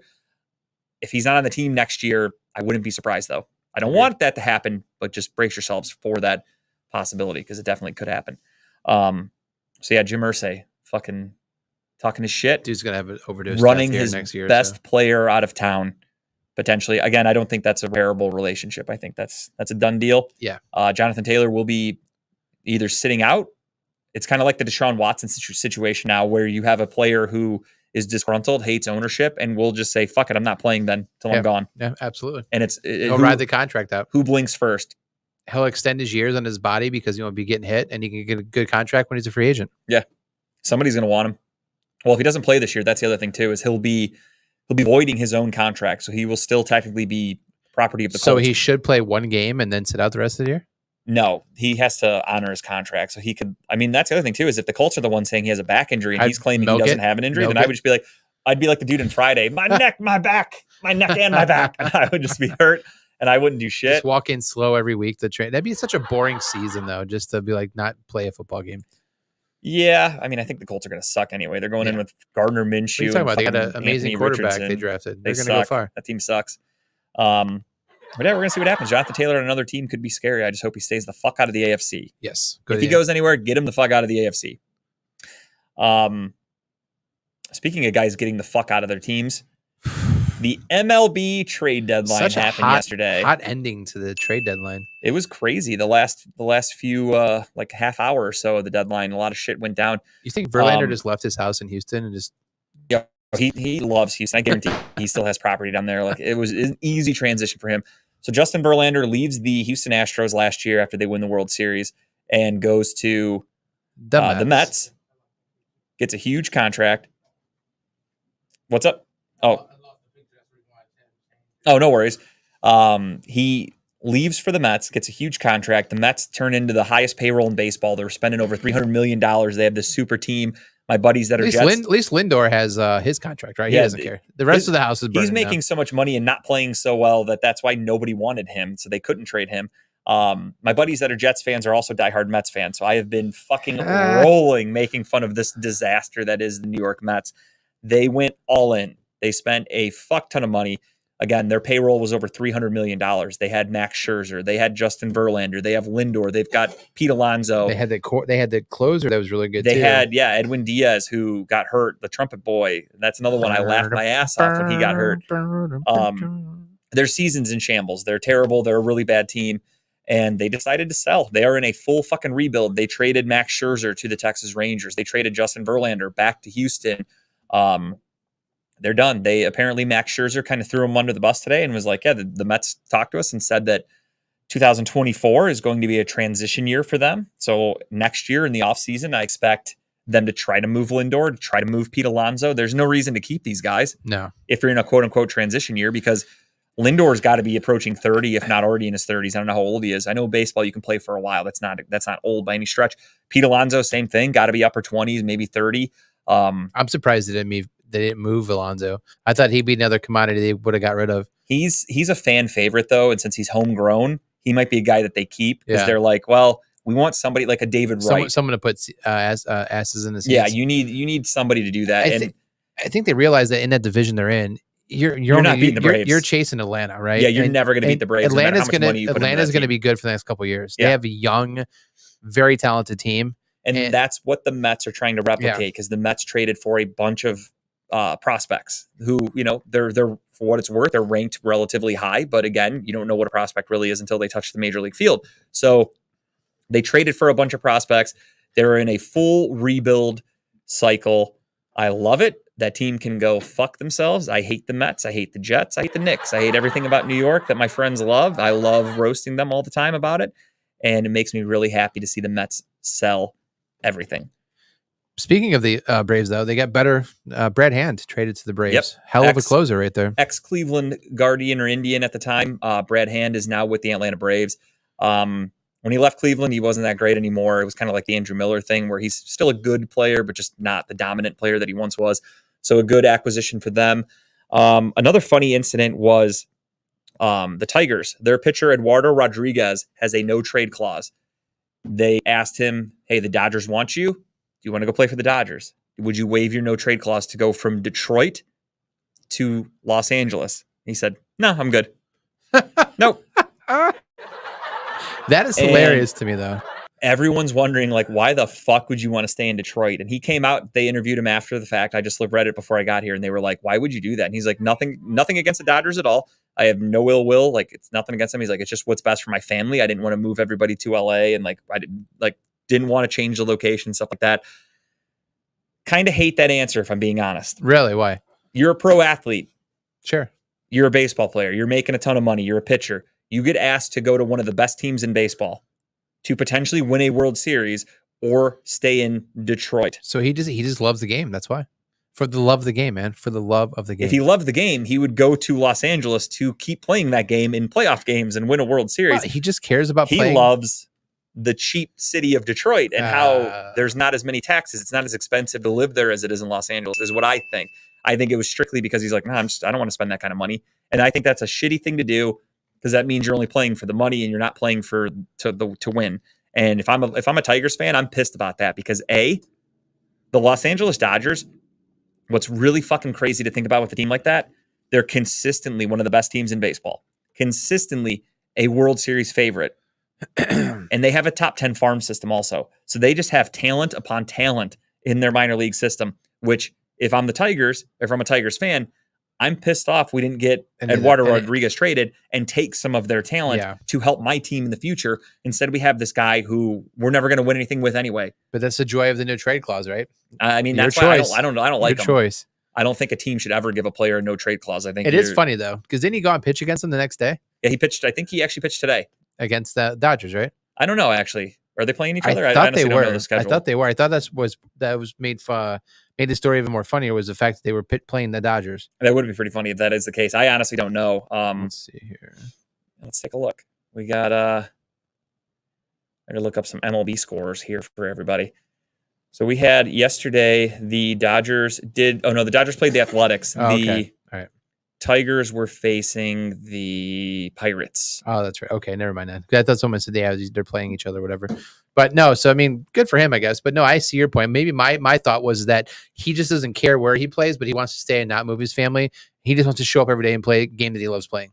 No, it is because the cost of living in Detroit is pennies compared to living in Los Angeles, is what I think is the case. And he got the win today, Eduardo Rodriguez. I'll give him that. They won. They beat the Pirates 6-3. He is now 7-5 on the year, and stuck with the fucking Tigers though. Of all the teams, I just don't get that. Again, I'd be pissed if I'm a Tigers fan to not waive your no trade clause, because, like, come on, dude, get the fuck out of here. We're trying to make the team better. A couple guys who had no trade clauses to waive with the Cleveland Guardians are fucking gone. The Guardians, albeit being only a half game, or yesterday at the time, a full game out of first place, not that far out of the division, the owners decided to say, we don't have any faith in this team. Let's fucking call it. We're punting on the season. So a week ago, they traded Ahmed Rosario to the Los Angeles Dodgers. Which was Speaking an of, okay trade, right? I mean, it was, which at the time you look at it and you go, okay, we traded with the Dodgers again. I just talked about it, a team with a really good farm system. So you're thinking, okay, we're going to get a little prospect. No. Who did we get? One Thor. of the oldest players in baseball. Thor. Noah Syndergaard, who is literally old as fuck, washed as fuck. I'll give him all the credit in the world, though. He pitched really well on had a hell of a game with 0 Monday night. strikeouts. He had 0 strikeouts, but he went 6 1/3 inning, I think, or 5 and a Gave third away inning. 2 hits or 3 hits. Gave up a few hits, 0 runs, took a liner to the shin, and he left the game. Great. He's going to be out for like fucking 2 months now. And no, that's why they took him out of the game. And he actually, that's the one good thing is that guys love Tito. This was his first game with the Guardians, and he came out right away and was like, "Now I have a lot of respect for Tito Francona because he took me out of the game." And he's like, "I've been battling injuries for years. He's like, when you're a pitcher, you take a hit like that. It may not look that bad on TV, but when you're stepping on it, you might compensate because you're like, fuck, that kind of hurts. So Yeah. now you're throwing harder." Yeah. And he's like, "That's how you hurt your shoulder. That's how you hurt this." So he's like, they saw that I was in a little bit of pain. They took me out right away. He's like, "I really respect that because I could have kept going, but then who knows how, like, what Yeah. that would have done." He's like, "So I really appreciate them doing that." So he came out of the game. The Guardians, of course, then blew the game and they got swept by the Astros. And Noah Syndergaard, though, did have a really good start. So we'll give him all the credit in the world. And then, so you think about This it. has been a hell of a trade, 6 years ago? Oh, yeah. Oh, my God. Like, he was one of the best pitchers in baseball. One time he was throwing like 100 miles an hour Yeah. just by fucking flicking his wrist. Now he's doing like 85 and barely getting yeah. on the plate. And again, this trade was way too late. Then this is all we got. We didn't get Noah Syndergaard 1 for 1. and a prospect or two, even if it was like a low-level prospect. We got nothing else. So Thor is just going to be gone. I think he's going to be a free agent. At This the end had of to the be year. just a money thing, right? It was, I mean, Ahmed Razar, we have a shitload of middle infielders in our farm system, the Guardians do. Speaking of top farm systems, the Guardians actually, according to most professional websites and like MLB people, the Guardians have a top 5 farm system. Yeah. We still have a loaded talent in the minor leagues. And most of that talent is pitching and middle infielders. We have a shitload of shortstops and we have a shitload of second basemen. So Ahmed Rosario was, of course, our shortstop. And his bat was slow this year. It was starting to pick up recently. And he just was, it was a fact, actually, it's stats. He is the worst fielding shortstop in Major League Baseball. Perfect. Where last year he was not. Last year he was really good. And the Guardians, for their defense under Terry Francona, was the worst defensive shortstop in baseball. Contract year, Guardians weren't going to bring him back. There were rumors in the offseason they were going to offer him a contract extension. It never happened for whatever reason. And I think the Guardians are pretty happy that they didn't give him a contract extension because now he's gone. So and now, again, we got fucking nothing for it, though. No offense to Thor. We bring but- it up in his place. So Arias is starting Oh, that's right. for him. And we have a lot of guys, though. Like we have multiple people that could come up. So it's going to be I think we're going to see a mixture of people to see who's going to turn into our everyday shortstop next year. So just kind of brace yourself for that, especially with the ownership punting on the season. And now you're going to see a lot of minor leaguers coming up to play because that's all we want to do now is just see what the future is. What we have for next year, who we can get rid of next year now. Yeah, exactly. So I really am surprised they did not trade Bieber. I'm really surprised. injured. I think if he weren't injured, he would have been a goner. Yeah. But teams were like, "Nah, we're good." All of his, like, analytically speaking, all of his numbers are coming down. So, like, he was already going to be a tough trade. Now, on top of it, you throw in he's hurt, and his injury has kept being extended. He went from the last time we talked, he was on the 15-day DL, and I remember saying this is probably the last time you see Shane Bieber in a Guardians uniform. And then the next day, they announced it's now the 60-day DL. Yeah. So that's why I don't think he's coming. I don't think he was going to get traded because of that injury. Because he's not going to be able to come back until like September. Same with Tristan McKenzie. So teams are like, Just in why time for playoff push. Yeah, but that's assuming he comes back actually healthy. So I think other teams are like, fuck it, I'm not giving up shit for a guy who might not even be able to pitch for us. So that's why Shane Bieber is still a Guardian. But thank you to arbitration. We do have another arbitration year with Bieber where we could keep him next year for team-friendly cost. And I think they're going to do that. And maybe trade him next year because then he'll be a free agent in the offseason. To show you, so trading Ahmed Rosario was not a trade that makes you think we're giving up. Right. Acquiring Thor with the banged up rotation, as I said, Shane Bieber hurt, Kind of Tristan made sense. McKenzie hurt. Here's a guy who can come in. He's going to eat up innings and he's going to help your bullpen from having to pitch a ton because your bullpen's getting tired. Made sense. So I'm like, okay, they're still going for a push. It's a Band-Aid move, right? Yeah. They're still going to go for a push. And then our best pitcher over the last few weeks has been Aaron Savali. Not a reliable pitcher. I'm not going to sit up here right now and tell you that Aaron Savali was some game-changing guy that we, needed to hold on to, and he was the bread and butter, the heartbeat of our team. I will not say that. But he was, technically speaking, our best pitcher for the last few weeks. And the Guardians said, see you later, Aaron. They traded him to Tampa Bay for first base prospect Kyle Manzardo the Gardo, everyone's calling him. That's going to be his new nickname. He is a lefty power hitting, a left-handed power hitting first baseman. Is he power hitting? Can be. Okay. His average is like 230 right now. So he's swing or miss kind of guy. He is a boom or bust. It's like Josh Bell. Good thing we still have. Really cannot hit against lefties. He sucks against lefties. So he's a limited batter, but we got him. Yay. The Rays are a very similar organization to the Guardians. They don't spend a lot of money. They groom their own. And if they're willing to give up on a prospect like they did here with Kyle Manzardo, for me, that speaks volumes, because I remember we traded with them and got a first baseman a couple years ago, and you might remember him, Jake Bowers. Great guy. Who was one of their prospects we got. He was here for a cup of coffee, I think. He amounted to jack shit because he wasn't very good. The Rays wanted to get rid of him on purpose. So Aaron Savali traded straight up for Kyle Manzardo. Well, again, 1 for 1. 1 for 1. This time at least. We got a guy under the age of 40. And is he going to start? No, he's a minor leaguer. Oh, he's hurt, by the way. Oh, and he's hurt. He's on the DL, so he is not even eligible to play yet. But I do think in due time he will come up and be your. But don't we have Nolan Jones? No, we traded him in the offseason. Who's the other first baseman we have that we've been excited about coming up? He's not with the team anymore. I know you're talking about. It was another first baseman that we were excited. We traded him to Bobby Bradley. Yeah, he's gone. Yeah, that's right. We designated him for assignment last year. He's gone. So Bobby Bradley is out of the organization. Love first basemen, I guess. So. But again, Bobby Bradley stunk. We got rid of him. Nolan Jones, don't think they should have gotten rid of him. They fucked that up. When you look at that in hindsight, because we'll talk about this next trade the Guardians made too, and then we'll talk about the fucking poor decisions that they made. Josh Bell. Josh Bell was our big free agent signing. They gave him a big contract, paid him a lot of money. He had or has a team option coming up next year. So that means, Tim, if you want to throw that one up there, Josh Bell. No, you're good. He had or has a team option where he can pick it up. The team has no say. He can say, I want this money, and it's like 16 million or something like that. And I thought, there's no fucking way in hell the Guardians are going to be able to trade this guy. There's just no way. Well, they did. Yeah, 179 games. Manzardo was hitting 35 homers. So not great. I mean, better than what we do, because we're not a power hitting team at all. We're a get on base team. We're not a home run team. Exactly. And he's doesn't hit for average, hits a decent amount of home runs. I mean, 292 is not bad. I thought it was actually way less than that. I thought I heard somebody say he was hitting like 238.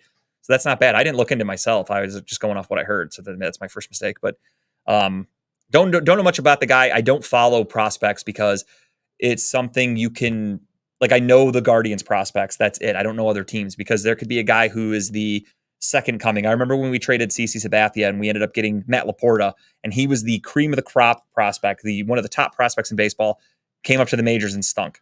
Yeah, I was. Michael Brantley ended up being the best player in that trade by a mile. But Matt Laporta was highly coveted. He killed it in the minors and didn't do shit in the majors. So I don't follow teams' prospects. Don't care. Either get to the big leagues and be great, or we don't give a shit. I don't care. So Manzardo, I'm just going off what everybody was saying. I saw he struggles against lefties. Batting average is kind of low. I thought he was somewhat a power guy, but 35 home runs in 179 games is not a lot. I mean, I guess that's not bad. That's Guardian stats there, though. That's almost one season. And when's the last time we had a guy hit 35 home runs? It's been a while. So that would be, technically, he would be our power hitter on this team if he can do that in a full season here in Cleveland. We'll see. I think he will eventually, if he gets healthy, will be our first baseman for this year, at least for a little bit. Because you want to see what you got in this kid. You made this trade. And then speaking of Josh Bell, though, yeah, he used to be our first baseman. And I thought there's no way. Our friend Greg, friend of show, was pissed when we traded Savali and he realized we were tanking and we traded for a first baseman, because he said, what the fuck are we going to do at first base going forward now? Because now this means no extension for Josh Naylor. Josh Bell will be here next year, because why the fuck would he turn down his own free money? And then they just traded for Manzardo. So Greg was pissed, and Greg's like, this means they're letting Naylor go. And I said, well, for what it's worth, from what I read on Twitter, everyone was saying the Guardians are going to try to shop Josh Bell. And Greg was like, who the fuck's going to want him? No one's taking that guy. Like, there's no question. And then all of a sudden, I'm just scrolling through Twitter yesterday and I saw it and I texted Greg and I'm like, God damn it, Greg, they did it. They got rid of Josh Bell. And then he was pissed, of course, because they traded Josh Bell for Khalil Watson, shortstop prospect from the Miami Marlins. And another red flag is he was their first round pick in 2021, I believe. So he's only been in the organization for 2 years. And they wouldn't get rid of him. He was their first round pick. He's a number 11, like overall prospect in baseball. Pretty high. That's not bad. But they got rid of him. Yeah. Don't understand that. However, the one saving grace, Miami is a bad team. Miami has consistently been one of the worst teams in baseball for a long time, that they're known to make bad decisions and they don't have great players. So maybe that's something that the Guardians pulled the wool over their eyes and they got themselves a fucking stud. And maybe we have our next Francisco Lindor. I don't know. However, when you're willing to take on that Josh Bell contract, because the Marlins, I mean, Josh Bell's not making them a playoff contender. That I don't understand why they would do that. We also took on Jean Segura, who we immediately cut, and we'll owe him like $8 million next year. So we took on a really bad contract from them to give them a bad contract in Josh Bell. Don't understand the dynamics. So our of goal that in trade. this one I was don't get Khalil it. Watson. That's what we wanted. It was to get Khalil Watson and to get Josh Bell off our payroll. Yeah. So was first and foremost, because next year again he was owed like 16 million or 18 million, whatever the fuck, and we're able to get this Jean Segura guy who's only owed 8 million by the Guardians. So we cut it in half. So it was a financial move, but moves from the Guardians. Yeah. A minor leaguer, but again, another fucking middle infielder. How many of those guys do we need? Shame on the Dolans. Chipper was talking to me the other day, and for some reason, Chipper must not really watch the show, because he texted me and said, "You don't really talk that badly about the Guardians like you do about the Browns." And I'm thinking in my head, like, have you ever fucking watched my show? I roasted them all of last year. But it is one of those things where I'm just used to it. The Dolans don't spend money. They will not be buyers at the trade deadline, except for 2016. That was the 1 year they went for it. They almost got a World Series out of it, but they're not buyers. They don't spend a lot of money. We're a cheap team, and that's just rinse and repeat. The one thing about baseball is, because there's no salary cap, we will never be a big spending team. There's nothing we can do about it. If there were a salary cap and the Guardians continued to stink and it was strictly because of the front office not making good decisions, totally understood. This is just, we're not competing with these high market teams. And that's the other thing Chipper brought up, was all these teams. It's like, aren't you sick of your team not spending money? And I took a screenshot and I said, the Mets, the Yankees, the Giants, all these teams are basically done. They're not making the playoffs, and they have some of the highest payrolls in baseball. Right. So spending money doesn't always translate to wins, Chipper. Hate to break it to you. And then he said, well, what do the Guardians have to show for it? And I was like, we're like the 10th winningest team in Major League Baseball over the past 10 years. It's easy for Chipper to talk baseball when the Braves are doing what they do. That's kind of, I think that's what he was baiting me into. He wanted me to say something because he's a pretend Braves fan, because he just woke up one day and decided to just pick a team that, went to the World Series. He probably wasn't a fan of theirs until Chipper Jones and them won a World Series, if I'm being honest. But yeah, I'm just saying, that's anytime they play well, he has a he wants to get all excited. Puffy chest moments there for a while. So no one's debating the fact that Atlanta Braves are probably the best baseball team in the league right now. Let it be known, I will be adamantly rooting against them come playoff time. Absolutely. When they lose, team.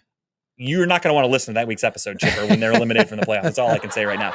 But no, I'm very critical of the Guardians. They're a fun team to watch, though. But I mean, and they're going to be a fun team to watch get fucking eliminated by the Dodgers this year. So can't wait. We agree that they're punting on the season, that they're done. It's just going to be a team to watch. They're going to piece together by some people called up, called down to see what happens. I mean, it's going to be ugly in the terms of, if you look at last night's game, the Guardians got no hit. Literally the day of the trade deadline, where they announced Aaron Savali, Josh Bell, they basically said, we're done. We don't believe in this team. The Guardians went out and got no hit. Do you think that happened on accident? You know what's going to happen, though, right? They're going to overperform from what we Major expect. League. They're going, exactly. It's the movie Major League. Tito's going to will this team. They've brought the poster in of the owner, of Dolan, of him wearing nothing but a Speedo, and they're going to peel back. Opposite. It's Dolan is butt naked, and they're going to put pieces on. And you have to dress him, and the last one you can dress is his little dick. Yes. And that's the last one. If you win the division, Dick Dolan. You get to cover up little Dicky Dolan, and we're going to go to the fucking playoffs. We're going to win the division. With a bunch of unknowns, with a bunch of guys, with a bunch of who the fuck is that guy? With the replacements. Yes. So yeah, it's ugly. Shane Falco's coming out as closer. We'll see how feel these it. next 2 weeks go, because again, we just got swept by the Astros. Well, the Astros are a pretty good team, though. The Astros are a really good team, and we got swept, and it's not good because that's pushing us back a little bit out of the division race. So we don't want this to continuously trend. And the other thing too that's really unfortunate is statistically, Guardians have the hardest schedule in baseball for this Yes, couple of months. perfect time for this trade. For all these rookies to come up here and just get their fucking their Dicks confidence kicked in. destroyed. But yeah, the Guardians are sellers. They punted on the season. It's depressing. I feel really bad for the players. I feel extremely bad for Tito Francona because I've said it many times. He's not getting any younger, and he is the greatest manager almost of all time. Like, he's one of the best baseball managers of all time. We have him. We're lucky to have him. And the Dolans aren't doing him any favors and aren't trying to help him win anything here. So it's really unfortunate. It's depressing, honestly. Like, it's just sad what they did. Like, I'm not even like mad about it. I'm more just like, what the fuck? Like, that's depressing. Yeah. And then the Dolans are going to cry poor, and they're going to wonder why nobody comes to the games for the second half of the season. Because I know for me personally, unless I get free tickets, that stadium can go fuck itself. I'm not going. I'm not spending The money last on game that I team. went to, honestly, was I watched 3 innings of the game. Yeah. I went there for Dollar Dog Night for the cheap beers before the game started. Yep. Had a couple hot dogs. I stood in the left corner where the bar was at, watched maybe 2 or 3 innings of the game, and would socialize more than anything. Yeah. And then left. So, like, I mean, I wasn't like participating in the actual game because I didn't give a shit. I get my money's worth when I go to games. I'll stay for the whole thing. I want to watch it all, unless like it's a blowout or something like that. Sure, but I won't go to any games this year. I will not support the Dolans. I talk about it all the time about how cheap they are and how they don't deserve our money and how they need to sell. And I am standing. I'm holding to that, and I want them to get rid of the team, to sell the team, I should say, because it's ridiculous what they're doing to the fans. We have a team that's this close to the division in a bad division, albeit I'm the first to admit they would stand, I don't think, any chance in the playoffs against any of these competitive teams. There's no way the Guardians would advance to anything. We're not winning a World Series. I get that.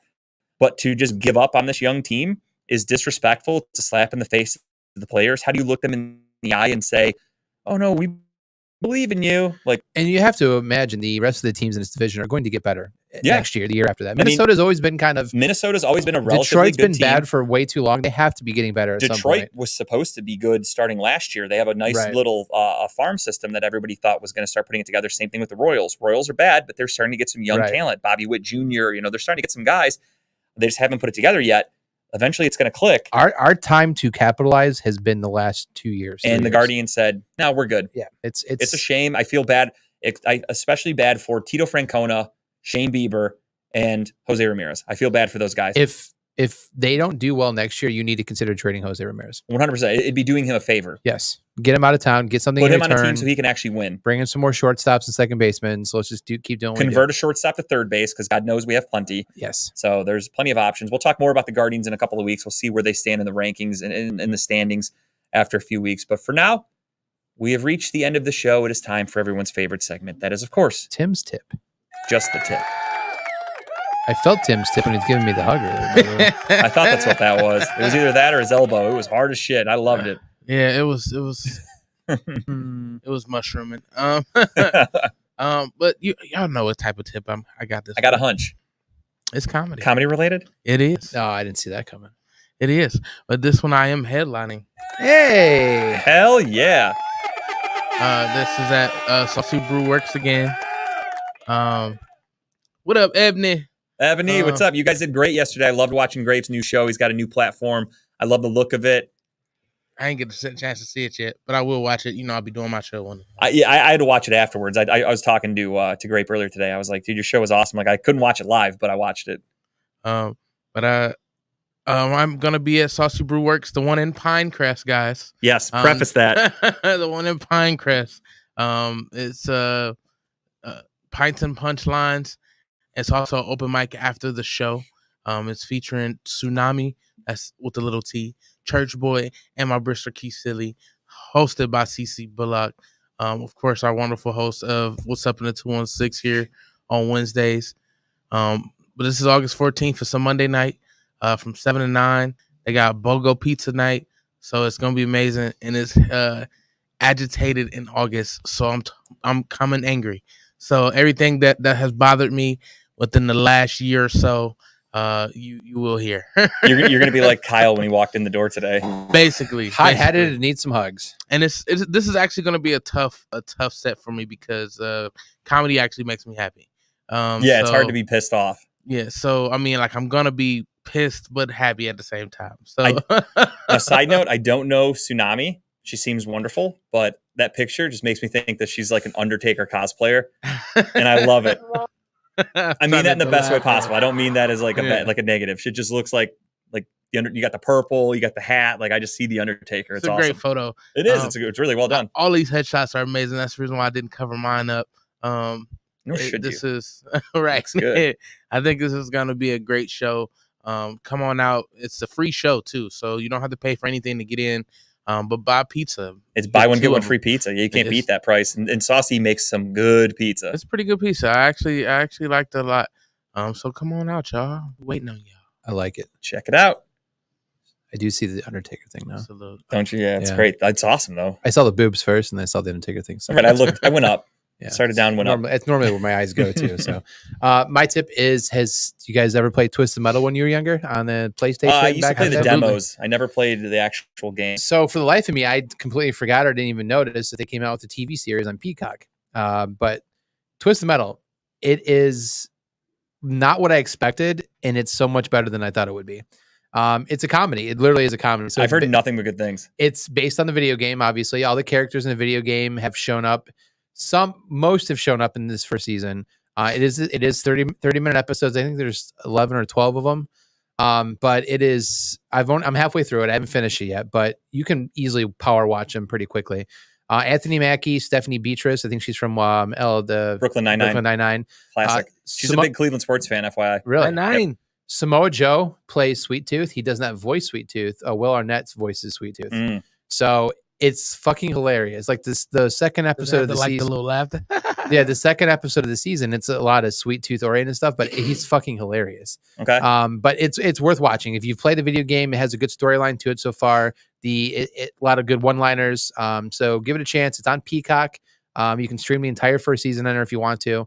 But like I said, I was pleasantly surprised, and it does have some dark humor in it and stuff. It's worth watching. No, I definitely want to check it out. I personally, I knew it was coming out. I Yeah. thought it was a movie. Yeah. So when I saw that it released, I was like, oh, fuck yeah. It was last week. I'm like, yeah, we have nothing to do on Friday night. Like, Yeah. we'll watch Twisted Metal. And then I click and I'm like, episode 1? Like, Yeah. what the fuck do you mean episode 1? I It's thought it was series. a movie. It's So a series. no, I definitely want to check it But out for sure. the actors have gotten to play the characters in the game. Great choices so far. Yeah. But yeah, the Sweet Tooth character, who's one of the main characters, obviously, Yeah. of the video game. Excellent acting by Samoa Joe. The voiceover for Will Arnett, like I find myself laughing my ass off. Episode 2, that's like his intro one. Okay. You will laugh your ass off. I'm really excited. We're going to be starting that very soon for sure. In the meantime, I've been reading a lot, and a book my father-in-law gave me once I had my newfound love of Elvis. Oh, that's was- where it came from. Was your father? I'm like, why the fuck are you want? he loves Bill O'Reilly. Bill so O'Reilly books. It's weird. but He okay. actually gave me the other. I think it was Killing Lincoln. He let me borrow before Great I read book. that one. I'm- He's a big Bill O'Reilly reader. Mhm. But so he gave me Killing the Legends by Bill O'Reilly, and that is which camera? This one? Yeah, there we go. I fucked up. we need a light above it, like that says, look here. because Tim moved them, so I wasn't sure which one we were going with. Like, look here. Because I don't think we've done like the individual cameras much today, so I haven't like paid attention. I haven't because of how we are. No, completely understood. That's why it caught me off guard. I didn't know where to look. But yeah, Killing the Legends, it's about John Lennon, Elvis, and Muhammad Ali. Basically goes into a little bit of detail of their rise and then their fall. And the Elvis stuff, I knew just about all of it. There was nothing really too surprising in that. It was basically about how he was fucked over by Colonel Parker and not forced, but he did a bunch of drugs to stay awake. And because he was Elvis, he was catered to. Everybody let him do whatever he wanted. So he just did not take care of himself. Drugs, women, everything. Spent money like crazy. And it just kind of goes into that detail about how his life was super great and then just fucking went right down the toilet. But again, I knew just about all of it. So it was still really cool to get a quick read because I've been reading an Elvis biography now for months. It's like 700 pages long. It's huge. And I won't lie to you, it's very fucking boring. I haven't even gotten to like where he's super famous yet. That's how hard it is to read. Jesus, they focus that much on his young I'm like years? 300 pages in and it's still about like his country career and like the book just name drops. So it's always like, oh, Carl Smith and the Outlaws and this guy and like people I've never fucking heard of. And it just name drops all these different artists and DJs from like the 50s. And I'm like, shit about the Cliff dude, Note I don't version. fucking care. Well, I saw the movie, so I thought it would be kind of like that, but it spends, again, I'm 300 pages into the book and I still haven't even gotten to where like he's super famous yet and like rich. It's still like he's waiting to sign a big contract. Really? Crazy how fucking slow this book is, but I digress. This book goes into everything really quickly, goes into the detail of how Colonel Parker fucked him over, the lawsuits that followed after Elvis's death, where they realized Colonel Parker was ripping him off. And then it goes into John Lennon, who he didn't really get screwed over by anybody. He was just a fucking kook. The Beatles were huge. He met Yoko Ono. He became a heroin addict, and he threw everything away with the fucking Beatles. And it just kind of shows you how like his behavior ruined the Beatles with Yoko Ono. Personally, I don't care about the Beatles. They blame her for the Yoko is the Beatles killer. Everybody in the world thinks she 100% ruined them, which based on what I read in this book, pretty accurate. But I didn't really care about that section. Again, I'm not a Beatles fan. I've never liked them. I don't understand the love for their music. So reading about this was like, whatever. I knew he gets shot at the end. So I just kind of went through it. And then Muhammad Ali, his section was fucking great. There was a lot about Muhammad Ali that I did not know. I remember when we were on 4th and 15 and he had, I forgot his name, apologies, but they had their friend on we were trying to go over the boxers. And I think I had mentioned like Muhammad Ali is one of the greatest of all time. And I think he was like, no, he's not, because he lost to this guy, lost to that guy. Reading this book explains why Muhammad Ali lost a bunch of fights. And it was because he was being taken advantage of and had serious medical issues that his people, his management team would not let him get fixed. They're like, doctors are telling Muhammad Ali, do not fight. Like you should not be fighting. You're risking your health. Your legs are like fucked up. You have blood clots. And his guy's like, he's got to fight in 5 weeks. He's got to train. And they were forcing him to go out there because the money was so good. And then even when he was like shaky and they knew that there was something fucked up with neurologically because of all the punches, they were like, let's find you a doctor that's going to clear you. And he'd get cleared and your fight's next week. Jesus. So it almost makes you look at that old fight he had with Frazier back in his older years as a little more respectable. Read this book if you get the chance. It's great. I'll bring it in next time I see you. Yeah, I don't have that one. I have a lot of the Killing series. I don't have that one. Okay, I'll bring that in for you. It's really good. You learn a lot. And then for me, I've never actually seen it. I'm like kind of embarrassed to admit that. I've never seen Ali with Will Smith. What? Never seen it.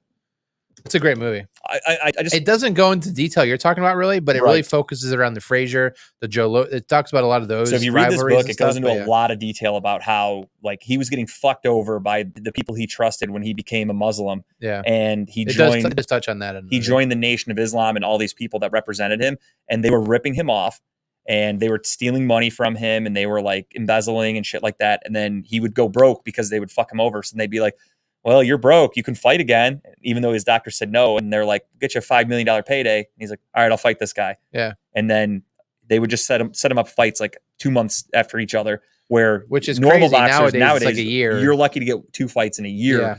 And then they're like, Muhammad Ali, his doctors told him, you need to be on bed rest. You need to do this. And they're like, and the next day he had to go start training for his next fight. And they just fucking ruined the guy. And it's a shame. Really, really good book, though. If you get a chance, read more of the Killing series. So you said Lincoln. I read that one. Great. Yep. The Killing Kennedy one did not read that one. Is there one with George Washington on the cover? So I'm reading that one now, actually. Killing England. I think I read that one too. So I think I've read Killing Lincoln, Killing England, and now Killing the Legends. So read the Killing Lincoln, the Kennedy one, which is really good. Killing the SS is another great one. I think you talked about that because it talks about hunting down the SS and stuff. I'll definitely check it out. And let me know when he writes Killing Nick Gilbert. All right, ladies and gentlemen, that's going to do it for this week's Talking About Balls. On behalf of everybody at Talking About Balls, beware the stare of Mary Shaw. She had no children, only dolls. And if you see her in your dreams, be sure to never, ever scream. Thank you, everybody. We'll see you in 2 weeks.